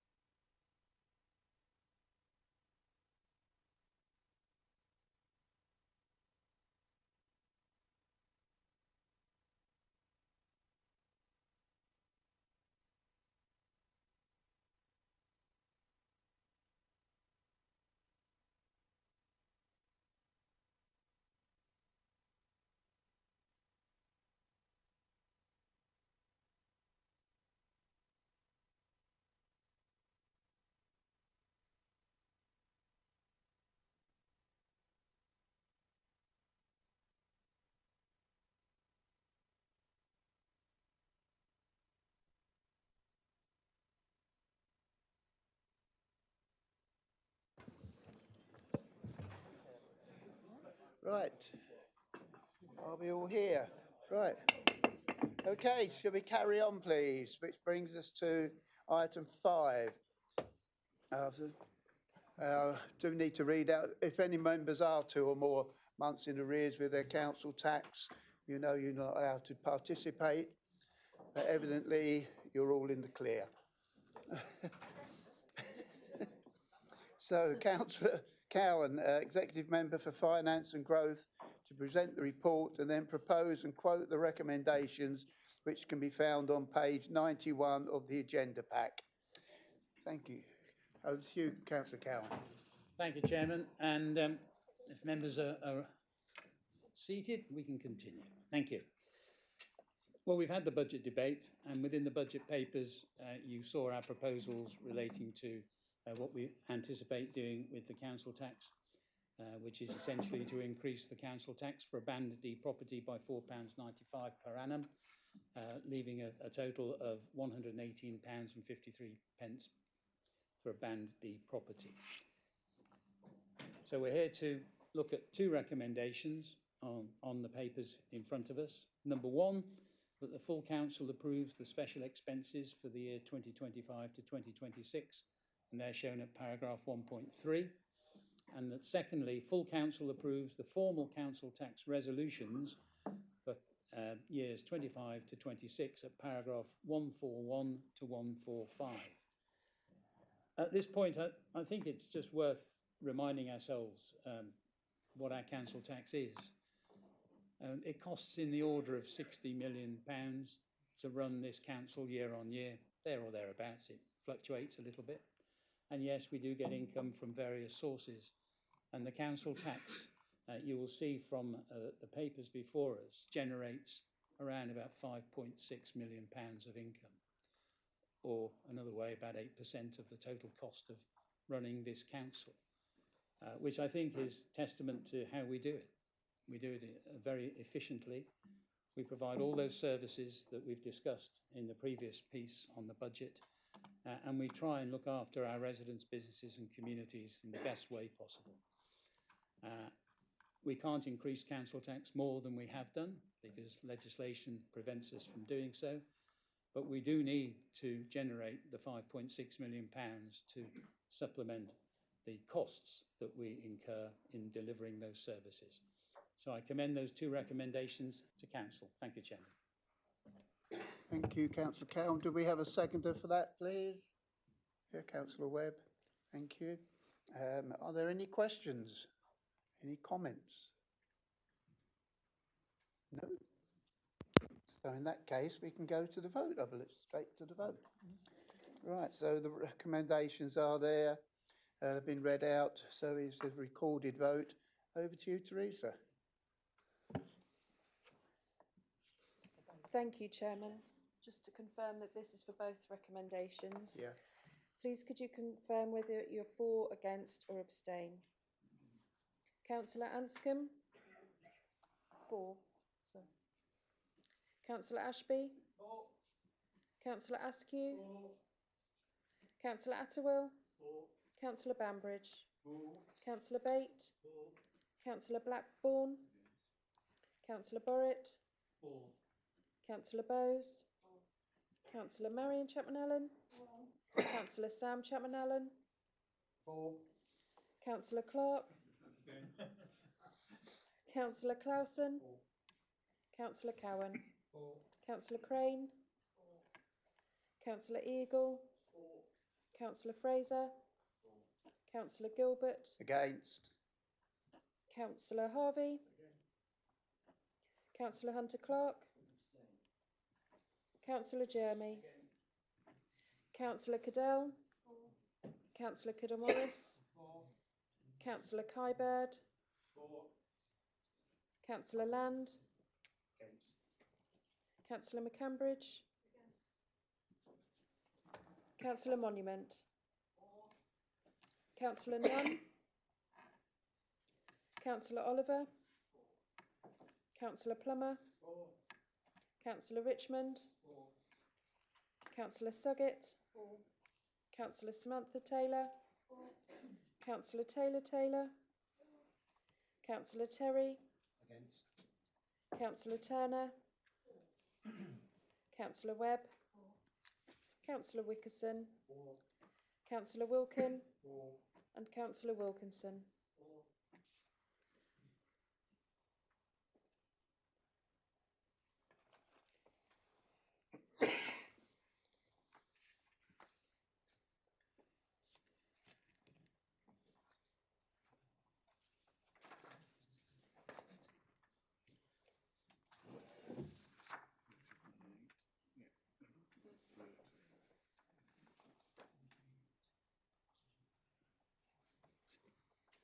Thank you. So we're, okay, for the proposition, 30, against 8 and abstentions 1. Right, thank you. These recommendations have been approved. Thank you. Which brings us on to item 6, Chairman's announcements. I've just got a couple. As part of, you will all be getting an email about this. As part of my challenge to Chairman, East Anglia Children's Hospice have challenged me to jump out of an aeroplane at 10,000 feet. Hopefully it... I would like to donate the first £5 towards a parachute. Yeah. Hopefully I will be attached to someone with one. You will be getting an email about this, and obviously this is just for East Anglia Children's Hospice as it's their challenge, so I'm hoping to raise an awful lot of money. Thank you. And the second one, it's going to be a great honour to represent all of you at a garden party at Buckingham Palace in May. So looking forward to that one. And the last one, if you haven't replied to come to the civic reception, I hope you will get your replies in as quick, and I'm hoping to see as many of you there as possible. Thank you. That's that then. Over to the leader for your announcements, please. Thank you, Chairman. And I'm mindful of your opening comments around making sure that we get through the agenda today, I will try and keep my speech and update as short as possible, if that is possible for me. We've been through today's budget setting and the MTFS and capital strategy for us as a local authority. And many councils up and down the country will be doing exactly the same last week, this week and into next. And as you've heard already, Breckland is different. We set a low council tax, we have no debt, and we are not concerned around the dreaded 114 notice, which many other councils are facing. But more importantly, Chairman, we are not cutting those essential services our residents and businesses rely on day in, day out. And you've heard in Councillor Cowan's opening remarks in the report itself, we are protecting all of those frontline services and continuing to invest. And we do that through strong partnership, Chairman. Yesterday, I was out with our community enablers supporting our pantry scheme for our inspiring communities in Old Buckingham, hearing about the valuable work we're doing in partnership with Norfolk Community Foundation and the Citizens Advice Bureau, delivering that wraparound service for those residents who need it most. Something which is discretionary, something which sits outside the normal remit of any district council. But this council is able to do that through sound financial management and protect our most vulnerable. We also heard earlier today, Chairman, the meeting taking place next week, which our 2 MPs sit on, guiding the work of our 5 market towns through the future Breckland board, allowing other people to navigate and support this district council with how we allocate funds to some of our most important schemes, whether that's around Boost, the skills agenda, or our Thriving Places and delivering those schemes within those market towns, which our communities, some 10,000 residents, businesses and young people, help devise that programme of activity. In light of all that, as you've heard, call spending is reducing for all of us within rural areas, which is a shame because, as I'm sure all of you are aware, to deliver services in rural areas costs more. And that's not, it's not rocket science to understand what that looks like. So losing things such as the Rural Service Delivery Grant was a big hit to this district council and many councils across the country. That on top of employee insurance contribution, in which the unashamed tax rate for us means that we won't get the 100% cost recovery and will mean that we have to deliver our services in a different way with internal savings. That, in light of everything else we've heard today, in which councils such as Harlow, who wanted to freeze their council tax, saw their core funding reduced by government to penalise them for not increasing council tax. I was perturbed, Chairman, that its Labour opposition benches weren't supporting the small council tax increase today. Sadly, they're out of kilter with their Labour government. But we as a district council are continuing to invest in our public services. In light of all of this, LGR, local government organisation, is now the future. Sadly, as we've said before in this chamber, I'm opposed to local government reorganisation. Breckland is a well-run council in which we deliver the efficiencies you need to do and continue to protect and invest in all of our services. Local government reorganisation will see the removal of two-tier councils, but what will it really mean for the residents of Breckland? Higher council tax, reduction in services? I think all of those will sadly be the face for what our residents in Breckland will see in the distant future. And it's our duty as members of this chamber to ensure that we get the best deal for our residents. And I'm afraid that I do believe still that this is moving far too quickly. And this is around public service redesign and ensuring that local government does remain really local. We need to ensure that the new structures, whatever they are, represent our communities and the residents and the services they need, and ensuring that we have meaningful dialogue and meaningful community engagement. I am immensely disappointed, Chairman, to see the government announce its community engagement for devolution. Some 7 questions in which artificially have all been constructed to ensure you respond in the affirmative and the positive that devolution is a good thing. When actually, if you look deeper into it, it is really removing powers from local people and places such as us. Taxi licensing, planning, strategic housing allocations and economic development all moving away from local council leaders to big economic mayors, something which the previous government was not in favour of. We will continue to work with partners across Norfolk and Suffolk to deliver the best type of governance structure moving forward. But whilst I have a Member of Parliament present in the chamber today, I will implore him to ensure that district councils have a seat round that table and not just our county councils. How can you move housing and planning from district councils up to strategic mayors and not allow district councils to have a seat round that table whilst we're merging into that new governance structure? Chairman, later on this afternoon, we'll have an update for all members of this chamber around the difference between devolution and LGR. And although they're not intrinsically linked, they are sadly being twin-tracked by this government at pace for delivery in May 2026. Beyond that, Chairman, I do believe in consultation, and I've tasked the new Cabinet member responsible for devolution and LGR with the support of the Chief Executive to undertake consultation with our residents around what do they want to see from local government reorganisation. What services matter to them? What does local government really look like? And where do they want to see those powers sit as we move forward? So that we can not just have a strong evidence base, but actually we can have a strong community base for what they need as we move forward. Beyond that, Chairman, I've set the challenge to the team to make sure that we deliver virtual town hall meetings. This on the back of the parish meetings we held in September of last year. But more importantly, this will allow every resident, every business, anybody who has any interest in Breckland to ask me any questions they like. And to ensure transparency, and that I'm not trying to cajole the questions and it's open and transparent, we've got the Eastern Daily Press to facilitate this, and they will host this event with us in early March of this year as we move forward, and further details will be shared with members of this chamber and the public. And I'm happy to take any questions on further items, Chairman. Right, thank you for that. If you have any questions, then they can be raised under item 7 and questions without notice. Item 8, questions under notice, you will see they... Yep. I read the responses with interest. I just wonder if I could invite Councillor Webb to make a change to one of her responses, which is factually incorrect, if I may. Under question 3, which was regarding councillor expenses, there's a line down here in the response where you say it should be noted that special responsibility allowances are also made to lead members of the opposition parties as well. That isn't factually correct. What that should read is lead members of the main opposition group as well, as it is only the main opposition group that get any allowances. Thank you. Chairman, if I may, if a correction is needed, it should be done without discussion at this point on the agenda. If Councillor Atwell wishes to re-ask that in a forthcoming agenda item, he's perfectly entitled to. But for this item, it's without discussion in dealing with the questions put under notice. Clearly, you can ask questions under the next agenda item.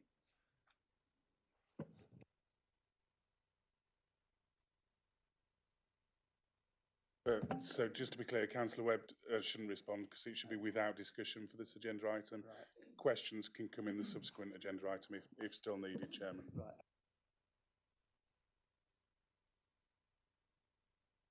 Without notice, we start with Councillor Terry. Welcome to your temporary role.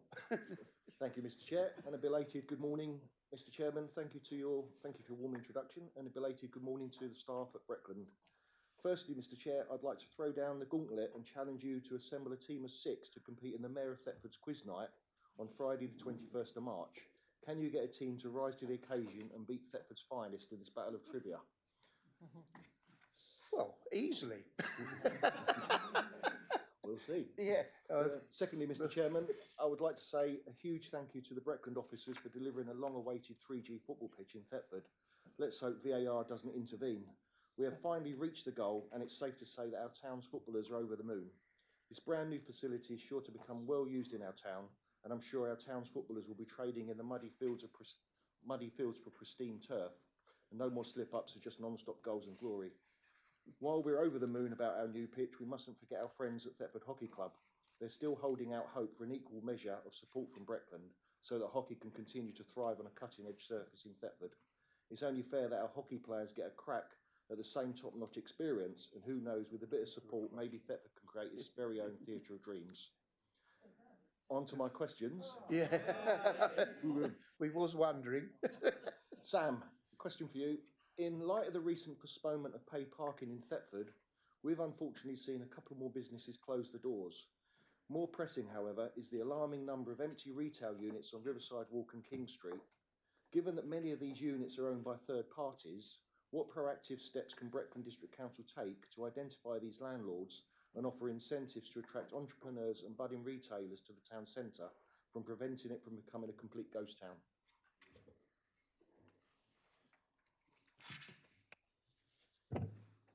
Thanks, Chairman. And just on your opening remarks, thank you for your support you've given to this council for its ambition around improving grassroots sports in the town of Thetford. It has been a hard challenge.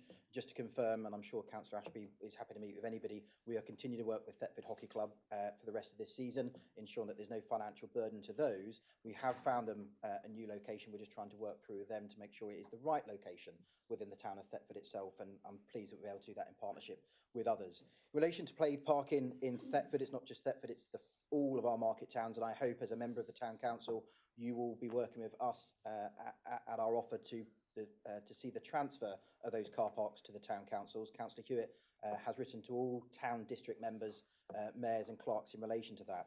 In relation to the wider position around our market towns, you'll receive through the Future Breckland board and the Future Breckland work we're undertaking, part of High Street Regeneration sits firmly within that. We've worked really hard with, most recently, the owner-occupier of the M&Co facility around that transformation piece and how we're able to support that through the planning perspective. You've most seen the Argos site come back on board as a sports gym facility, but sadly there are other units across the town centre, both in proactive owner-occupier positions and some with investment funds and pension funds who are less responsive and less engaging. I think it's a collaborative approach between us and the Town Council, and it's that wider position around what is the USP for Thetford to make sure that it understands its brand and it understands its opportunity. As I said before, sadly, there are some people in the town of Thetford who want to do itself down. And whilst we've got the Mayor of Thetford here, he's done a fantastic job over the last year ensuring that everyone understands that Thetford's a place where everybody should come and visit and support and want to live. We've got further work to do and overlay that across all of our market towns, but I'm pleased the work we've done in Swaffham through the Heritage Action Zone has seen great strides in that possible overlay within Thetford itself. So Thetford hasn't seen its full potential, and the 20 million confirmed by the previous government and confirmed most recently by this government will go some way to ensure that Thetford can go from strength to strength.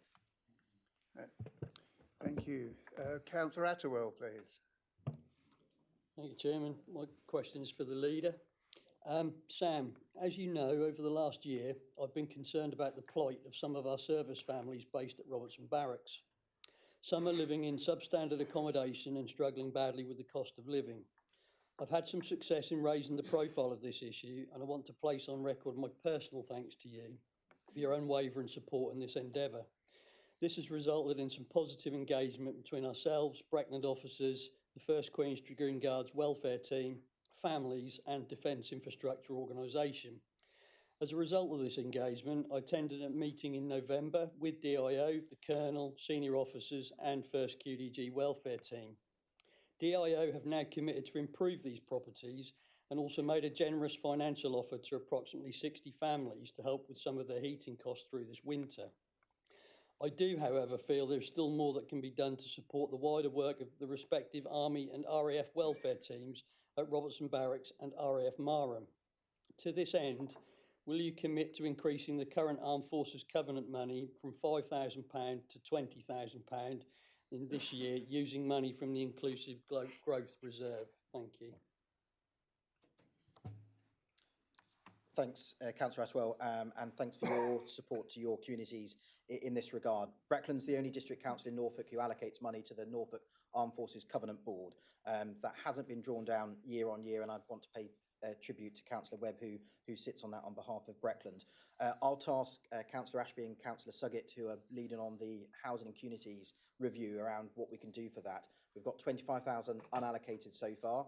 If we can get that out the door in this financial year, I'll commit to increase that to an annual position of £20,000 per year. We'll move that into next year's budget, but I'm more than happy to do that, and I think your proposal is sound. Right, thank you. Councillor Hunter-Clark, please. Thank you, Chairman. My question's to the leader. Thank you, Sam, for circulating the member briefing on LGR and devolution. You talked about transparency. So in the interest of transparency, can he explain more about the collaboration that's currently ongoing between Breckland and the other local authorities in Norfolk and Suffolk? And could the leader also confirm if he has taken any advice on a potential judicial review to these proposals, and can he at this stage rule that in or out? Thank you very much. Thanks, Councillor, for your question. In relation to collaboration, I'm pleased to say we're working immensely well with all of our district colleagues around what the future should look like. We've commissioned Deloitte on behalf of all the district and city councils in Norfolk to undertake that piece of work. Norwich City are doing a piece of independent work, and the County Council have commissioned an independent piece of work. It's very much data-led, and I think that's important to ensure we get that size and scale right. I think it's fair to say all of the districts have unanimously agreed that the 500,000 figure from the Labour government is completely and wholly inappropriate for public service design and local government. The clue is in the name. In regards to collaboration across the wider Norfolk and Suffolk piece, we meet every 6 weeks as Norfolk and Suffolk district leaders and chief executives to make sure that we've got some synergy of approach and also understand the opportunities, but the challenges that public service reform can overcome as you move forward. And we've got our standing items as Norfolk leaders, which involve the Norfolk County Council, and then public sectors leaders, which involve the PCC, health and the police as well. We've got our first full meeting with the County Council next week, and I look forward to updating members accordingly how that's progressing. And we're still waiting for a date to confirm the next Public Sector Leaders Board for Norfolk, where all those key stakeholders will be present. In relation to any other activities this council has undertaken, absolutely. As you've heard before, I'm opposed to this top-down exercise around local government reorganisation. It'd be inappropriate for me to comment any further whilst legal advice is still being sought, because I don't want to preclude anything in that relation. You'll appreciate that being a solicitor. Anything further I've got, I'm more than happy to update council as and when it's appropriate to do so. Right, thank you. Councillor Cadell, please. Thank you, Chairman. I'd like to direct this question to Councillor Ashby, please. You alluded to earlier that there was some work that you're doing with Watton regarding sports provision, etc. I'm guessing that is the skate park that was got through 106 money. If there is anything else, could you enlighten me? And if there isn't, could I ask you to try and wave your magic wand and bring some money to Watton Sports Centre for much needed help with their AstroTurf, and if there is any funding that you can tap into and champion for us, please? Thanks, Councillor Cadell. I actually refer to youth provision, but I'm happy to answer the question with regards to the skate park. And I know officers met with the Chairman of Trustees of the Sports and Social Club last week to identify additional funding via Section 106, as you've alluded to, and we will continue to work with the Sports and Social Club as best we can to provide the support to deliver both the skate park and what could be done with regards to the current sand AstroTurf. Thank you. Thank you. Councillor Webb, please. Oh, all right. Well, I've got your name on the list. Councillor Harvey.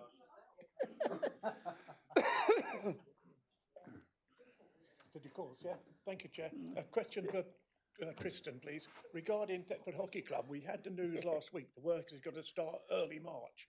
The hockey season doesn't finish in early March.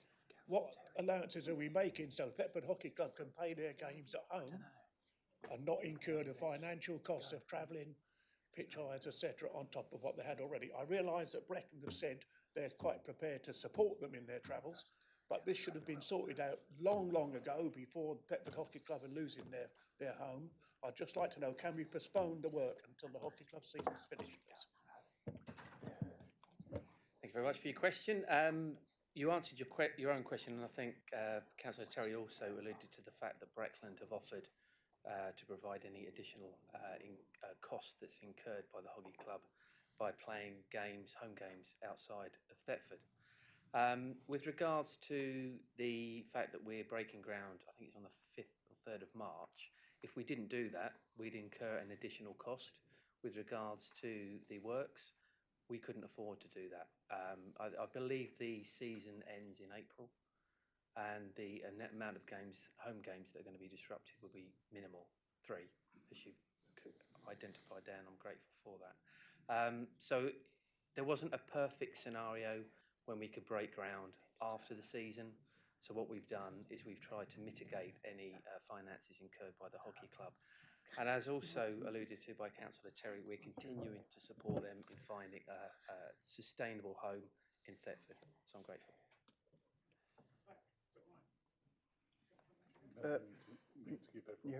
We've come back if we've got time. So next one is Councillor Monument. Question for Councillor Webb. I'm hoping she can give us an update. In Dereham, there is a club that's been running for nearly 40 years, helping elderly, vulnerable, and in recent years, those with dementia.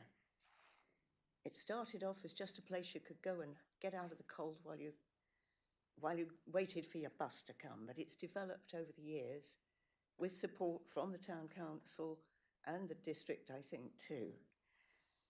But it developed to the point where it was also providing a very good service for dementia patients, daycare, lots of stimulus. They get them singing, they get them dancing, they feed them a lunch, all sorts of good things go on. It's a much loved and appreciated activity. Unfortunately, just before Christmas, County Council, which provides the funding for the dementia patients who go there, suddenly announced that they were cutting that bit of their budget. Meeting Point would have great difficulty continuing, and they're all very anxious about what's going to happen. Can you tell me, what is Breckland doing and what's the present position in our attempts to keep it going? Thank you. Thank you, Councillor Monument. The portfolio that you need to talk to is actually Tristan. However, I want to re-echo your concerns about the people who go to Meeting Point. I've been several times myself.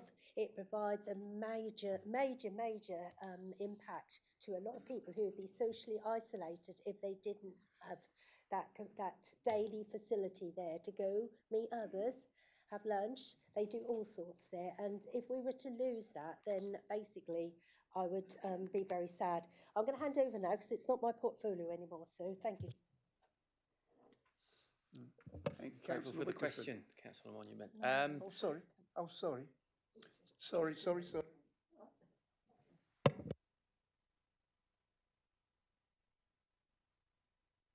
Okay, I'll go again.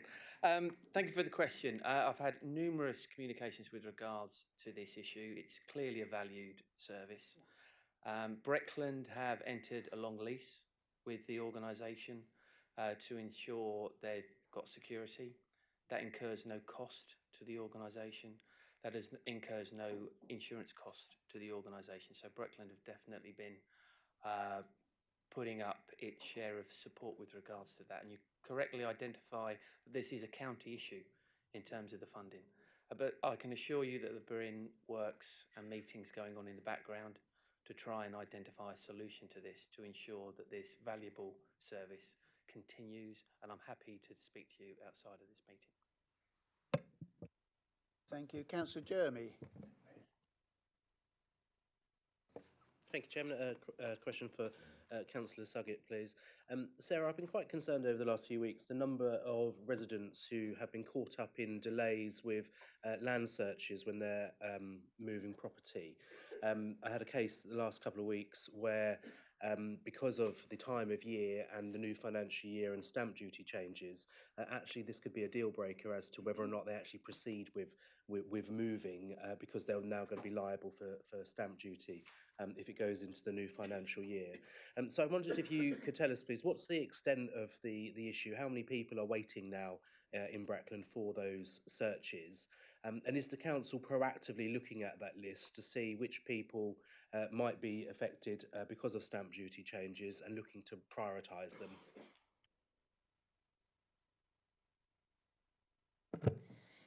Thank you for the question. Yes, as you know, it's all compounded from the swap over in the software changes, which incurred a backlog in those applications.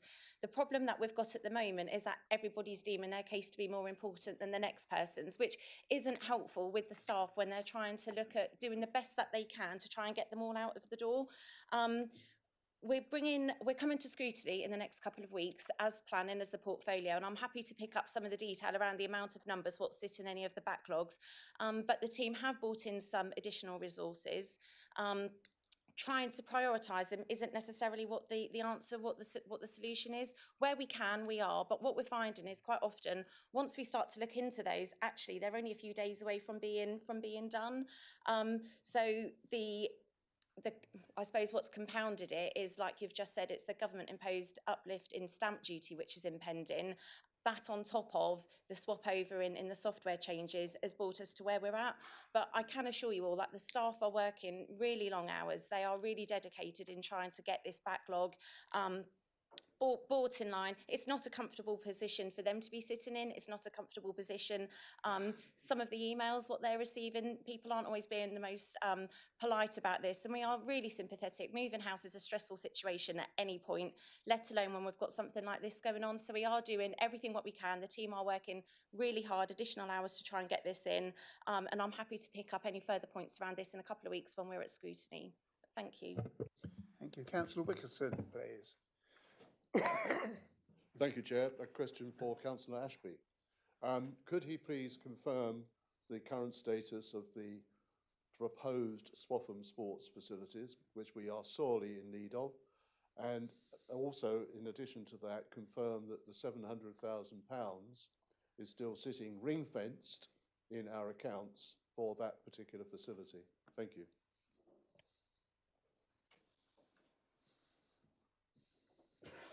Thank you for the question, Councillor Wilkinson. I'll answer your second question first. Yes. In terms of the first point, we had previously been having regular meetings. We do need to have another meeting to provide a necessary update. I don't believe there's any further information other than what was provided to you at the last meeting, but we need to have another one. If you could organise that, really appreciate it. Happy to. Thank you. Thank you. Is there anybody who hasn't asked a question wishes to? No. In that case, we go back to Councillor Atterwell, please. Thank you, Chairman. Councillor Webb, in relation to your response to question 3 of questions on notice, I would just invite you to correct the record, if I may. In there you say there's a line that says it should be noted that special responsibility allowances are also made to lead members of the opposition parties as well. That is factually incorrect. What that should read is lead members of the main opposition group as well. Smaller political groups on this council receive no additional allowances. Thank you. Thank you, Councillor Atterwell, and thank you for pointing out. Yes, quite happy to do that change. Thank you. Thank you. No. We just go round again. Yeah. So it's Councillor Harvey, please. No, sorry, I'll send it in writing. Yep. Okay. Thank you. So Councillor Terry, then, please. Thank you. Got there in the end. Question for Councillor Crane regarding our ongoing partnership with Serco. I would like to raise a concern regarding the availability of food waste bins in Breckland. While Serco can provide this service in West Norfolk, we are yet to see similar provisions in Breckland. Given the climate emergency declaration made by Breckland in September 2019, it is crucial that we take tangible steps towards reducing our environmental impact. Food waste recycling is a significant initiative that can help us achieve our sustainability goals and demonstrate our commitment to addressing the climate crisis. Could you please provide an update on any plans to introduce food waste bins in Breckland and explain the reasons for the current disparity in service provision between Breckland and West Norfolk? I can indeed. Thank you, Councillor Terry, for your question. It's going to be mandatory to do food waste collections for all households from 2026 at the moment, and for businesses with 10 or more employees from April 2025. We are twin tracking how we do this with our business waste customers that we already have, and we are in line to purchase the trucks and that ready for 2026. So it is coming along. We will be doing it. I don't believe that we should have the food waste we have. We've been doing trials with some of the businesses, and yes, it's in the pipeline. Thank you. Food waste, pet subject of mine. Right, Councillor Atterwell. And I think we're just about there. Just to follow up to Councillor Ashby, if I may, regarding the Dereham meeting point.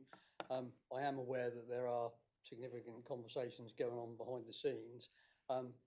Just wondering, in those conversations, when you have a bit more information available, will you speak to meet myself?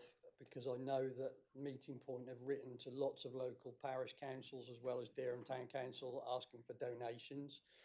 And most of those parish councils, to my knowledge at the moment, have put any decision on that on hold until they get some surety of what's going to happen with regard to funding from county, what Meeting Point are going to do to try and improve their financial position themselves, and any possible financial assistance from Breckland. So I think I'd like to be part of that conversation if we can. I'm sure parish councils may wish to help in a small way, but I think we'd want to know that people higher up the food chain were doing their bit first. Thank you.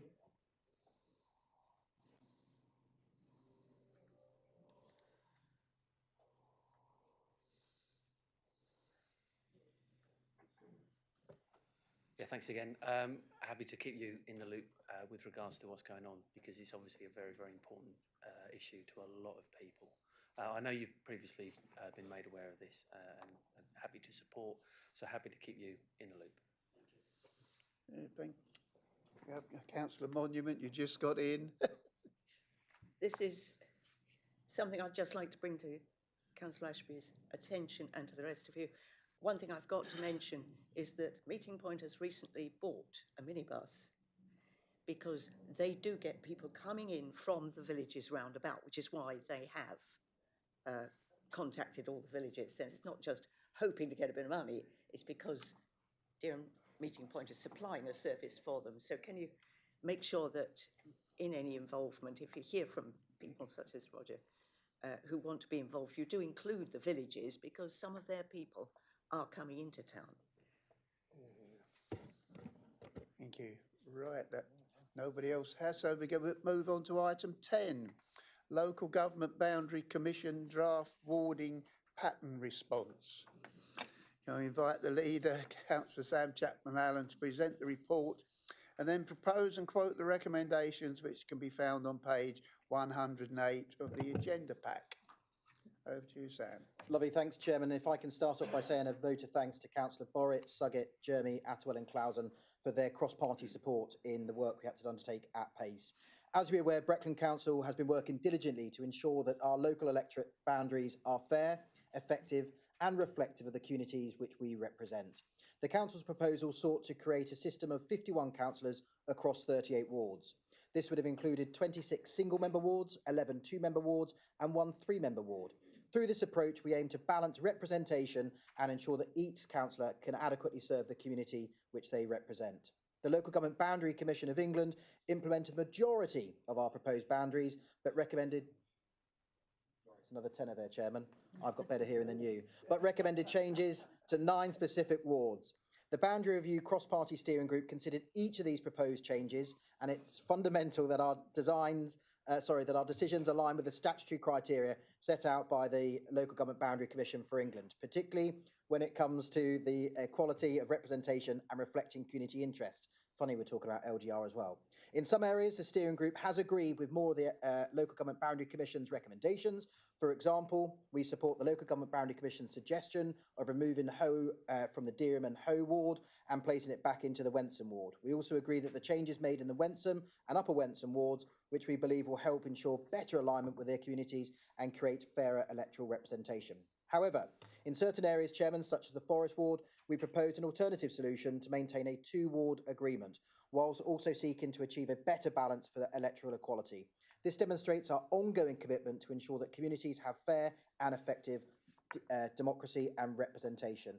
And the recommendation, Chairman, is that the Council approves the submission for the response attached to this report as agreed by the cross-party steering group for submission to the Local Government Boundary Commission for England in response to the draft ward pattern consultation. Thank you.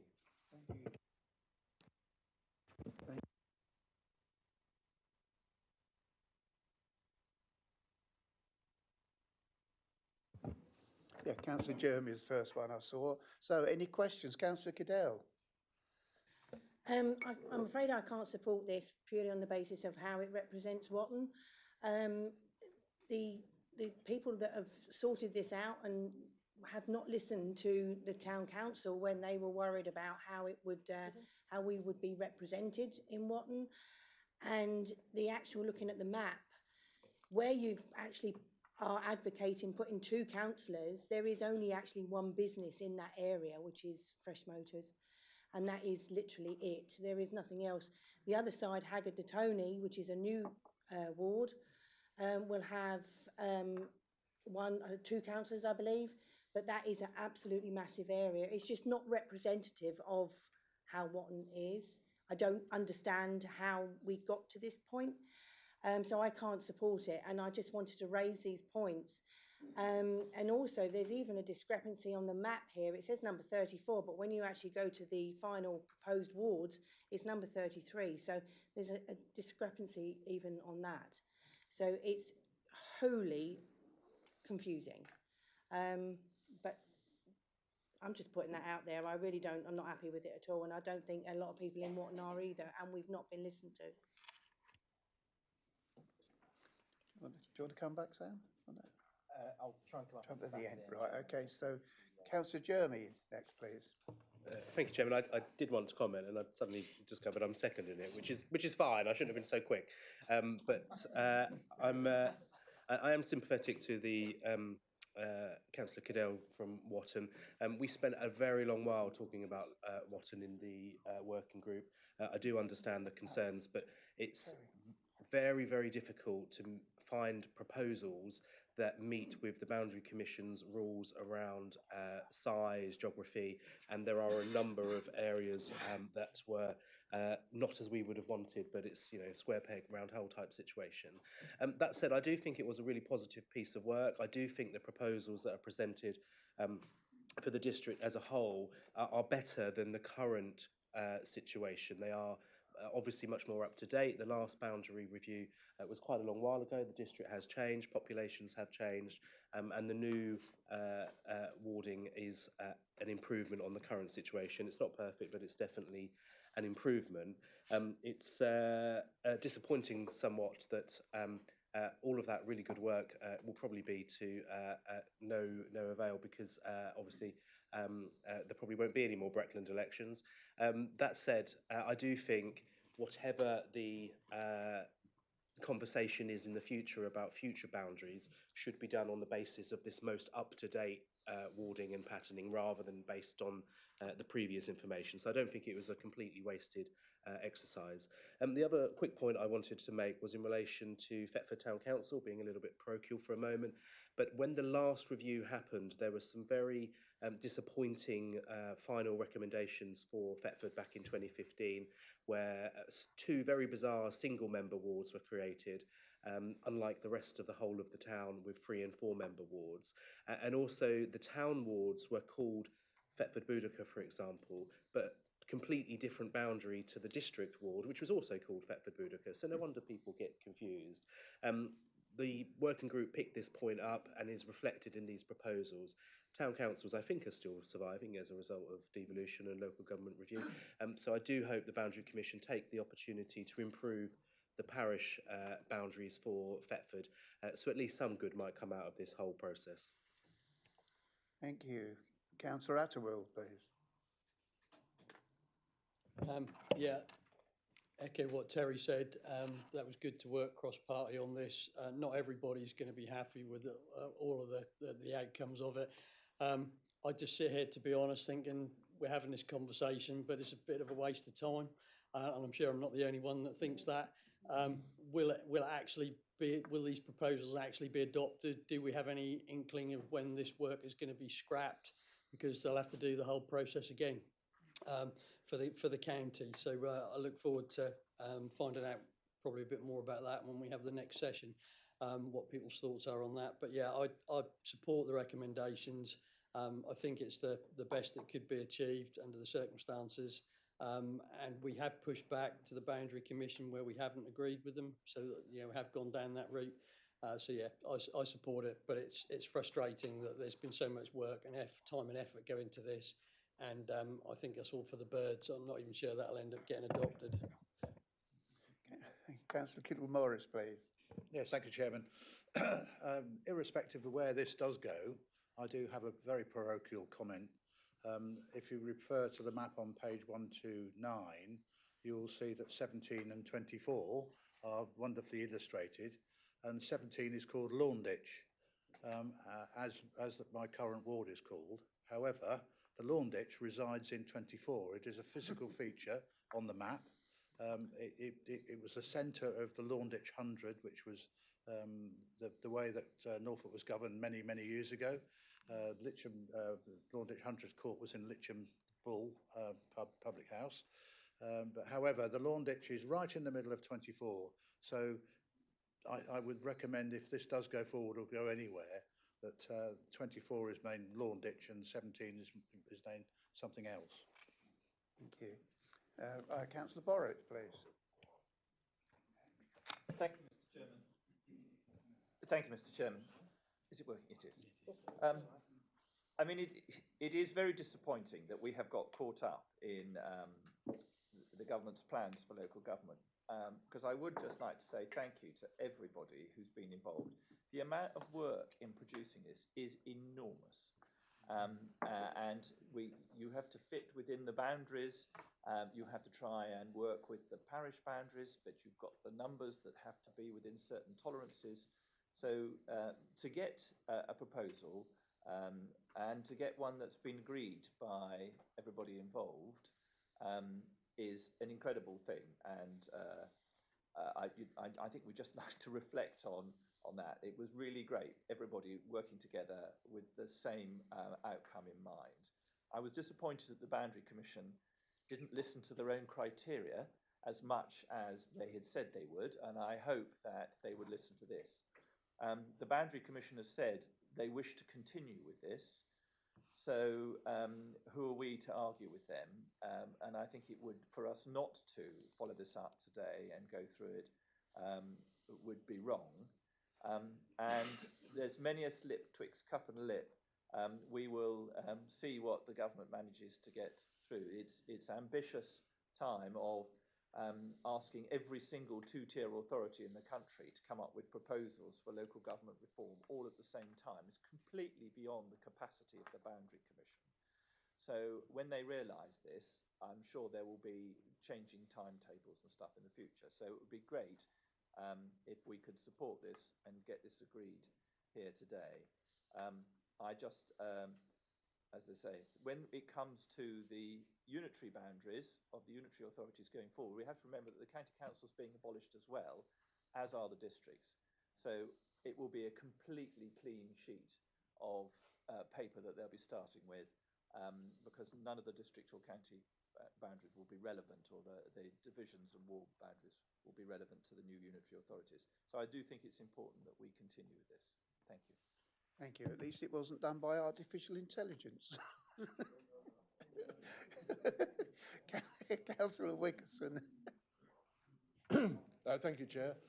I would just like to personally thank the cross-party steering group for their recommendations with regards to Swaffham. Swaffham North and Swaffham South, which was the proposal on the table, makes it sound like a couple of railway stations. But anyway, which we used to have, by the way, in Swaffham. So coming back to the status quo, I think is best serving the population and the residents of Swaffham than dividing it with a straight line across, which was the proposal we're looking at now, as Swaffham North and Swaffham South. So thank you to the steering committee for making that recommendation, and I hope the powers that be take it up. Thank you. Right, I don't have anyone else, so over to you, Sam, if you want to sum up the thing. Answer. Nothing further, Chairman. Just to thank Councillor Jeremy and Atwell and Councillor Borrett for their comments, and hopefully Councillor Cadell that box off the challenge. And I think, as Councillor Wickerson alluded to, the proposals by the LGBCE for what the future of Watton looked like was too much of a rural creep for the majority of that ward. And I think quite rightly the guiding principles of the likes of Councillor Jeremy, being a town representative, want to ensure that the town of Watton had a really focused position. But as been mentioned, we weren't going to get this perfect, but I think cross-party, it's the best solution possible by the constraints the Boundary Commission have imposed upon us. In relation to the errors which you presented, Foresight, we'll pick that up before our final submission. But thank you to members of this council for their support on our sort of third iteration as we've got it round to council today. Right, thank you. So the recommendation has been put and seconded. All those in favour?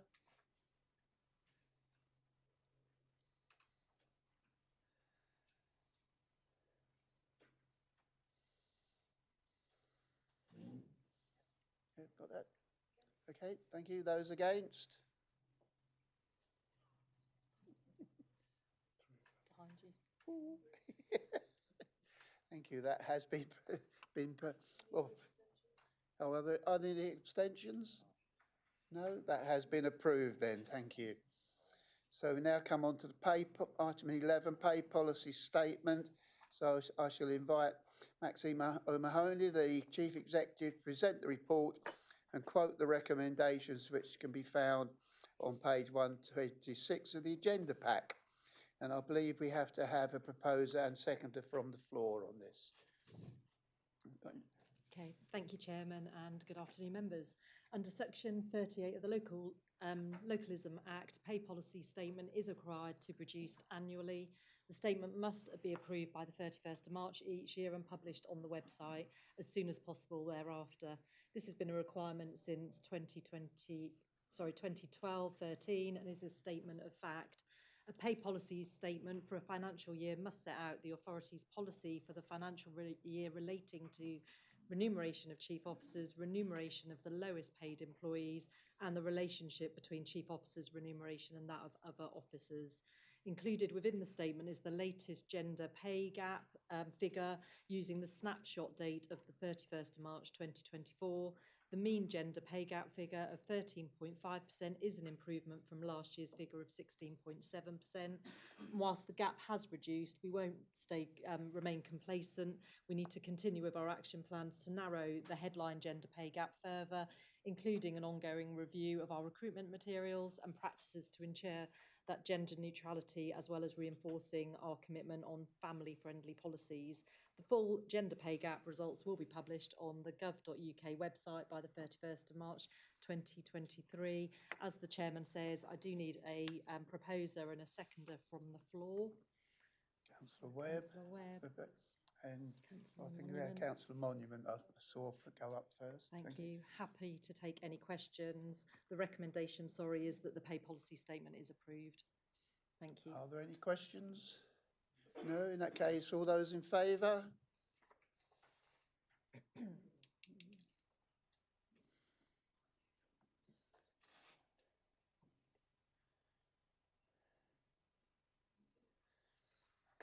Is anyone against? Any abstentions? I think Councillor Taylor has actually voted for, against and abstained.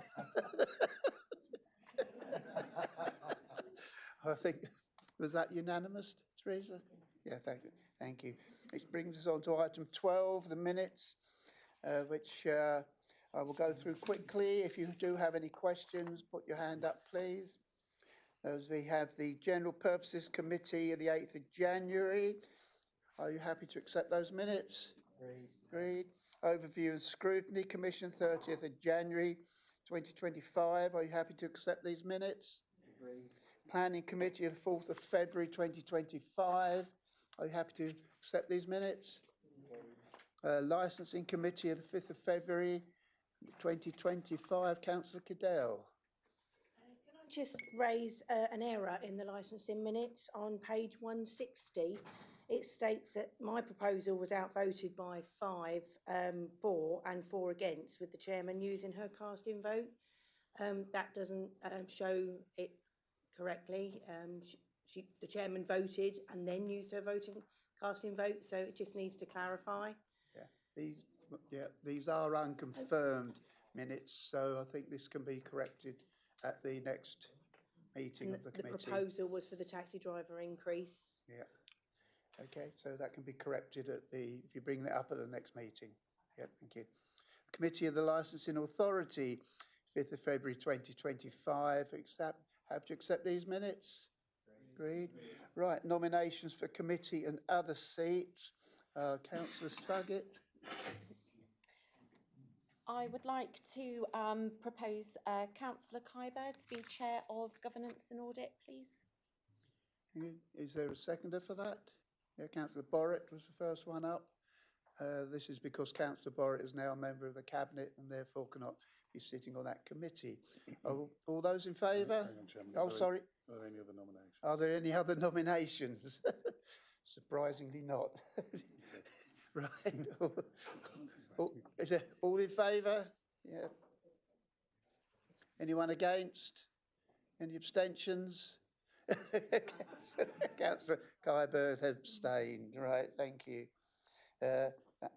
Councillor Terry. Yeah, just one change, Mr. Chair, is... Sorry, just one moment. Apologies, Chairman. Because Councillor Kyber's taken the chairmanship, we now need to appoint a vice chairman because he'll be relinquishing that role. Right. Councillor Kybird.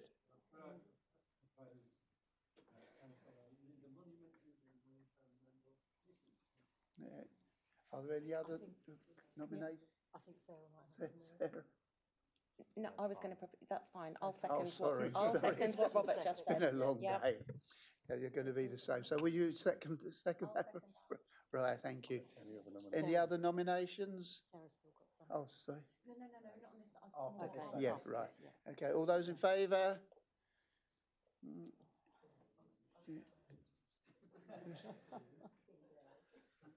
Yeah, anyone against? Any abstentions? No, thank you.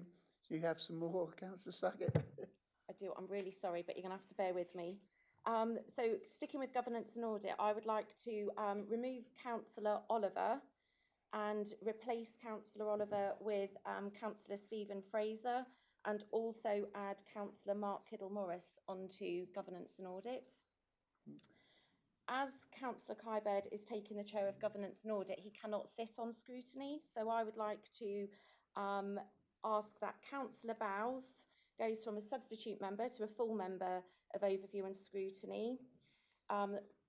Given Councillor Robin Hunter-Clark's change of party, I need to remove Councillor Robin Hunter-Clark as our substitute and replace our substitute as Councillor Stephen Fraser and also Councillor Rodri Oliver. And I would like to add Linda Turner onto the licensing committee. Thank you. Right, thank you. Is that the lot? That is the lot, sorry, apologies.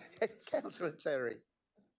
Thank you, Chair. We'd like to remove from scrutiny Councillor Chris Harvey and replace with Councillor David Blackburn. Thank you. Thank you. Councillor Atterwell. No, we're a stable ship, as you were.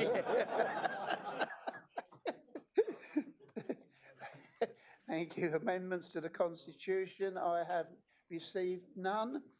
Any other items which I declare as urgent? The end of the meeting, I think. Can I end the meeting? Thank you all so very much for a very long and I hope useful meeting. Thank you very much. Do you remind me?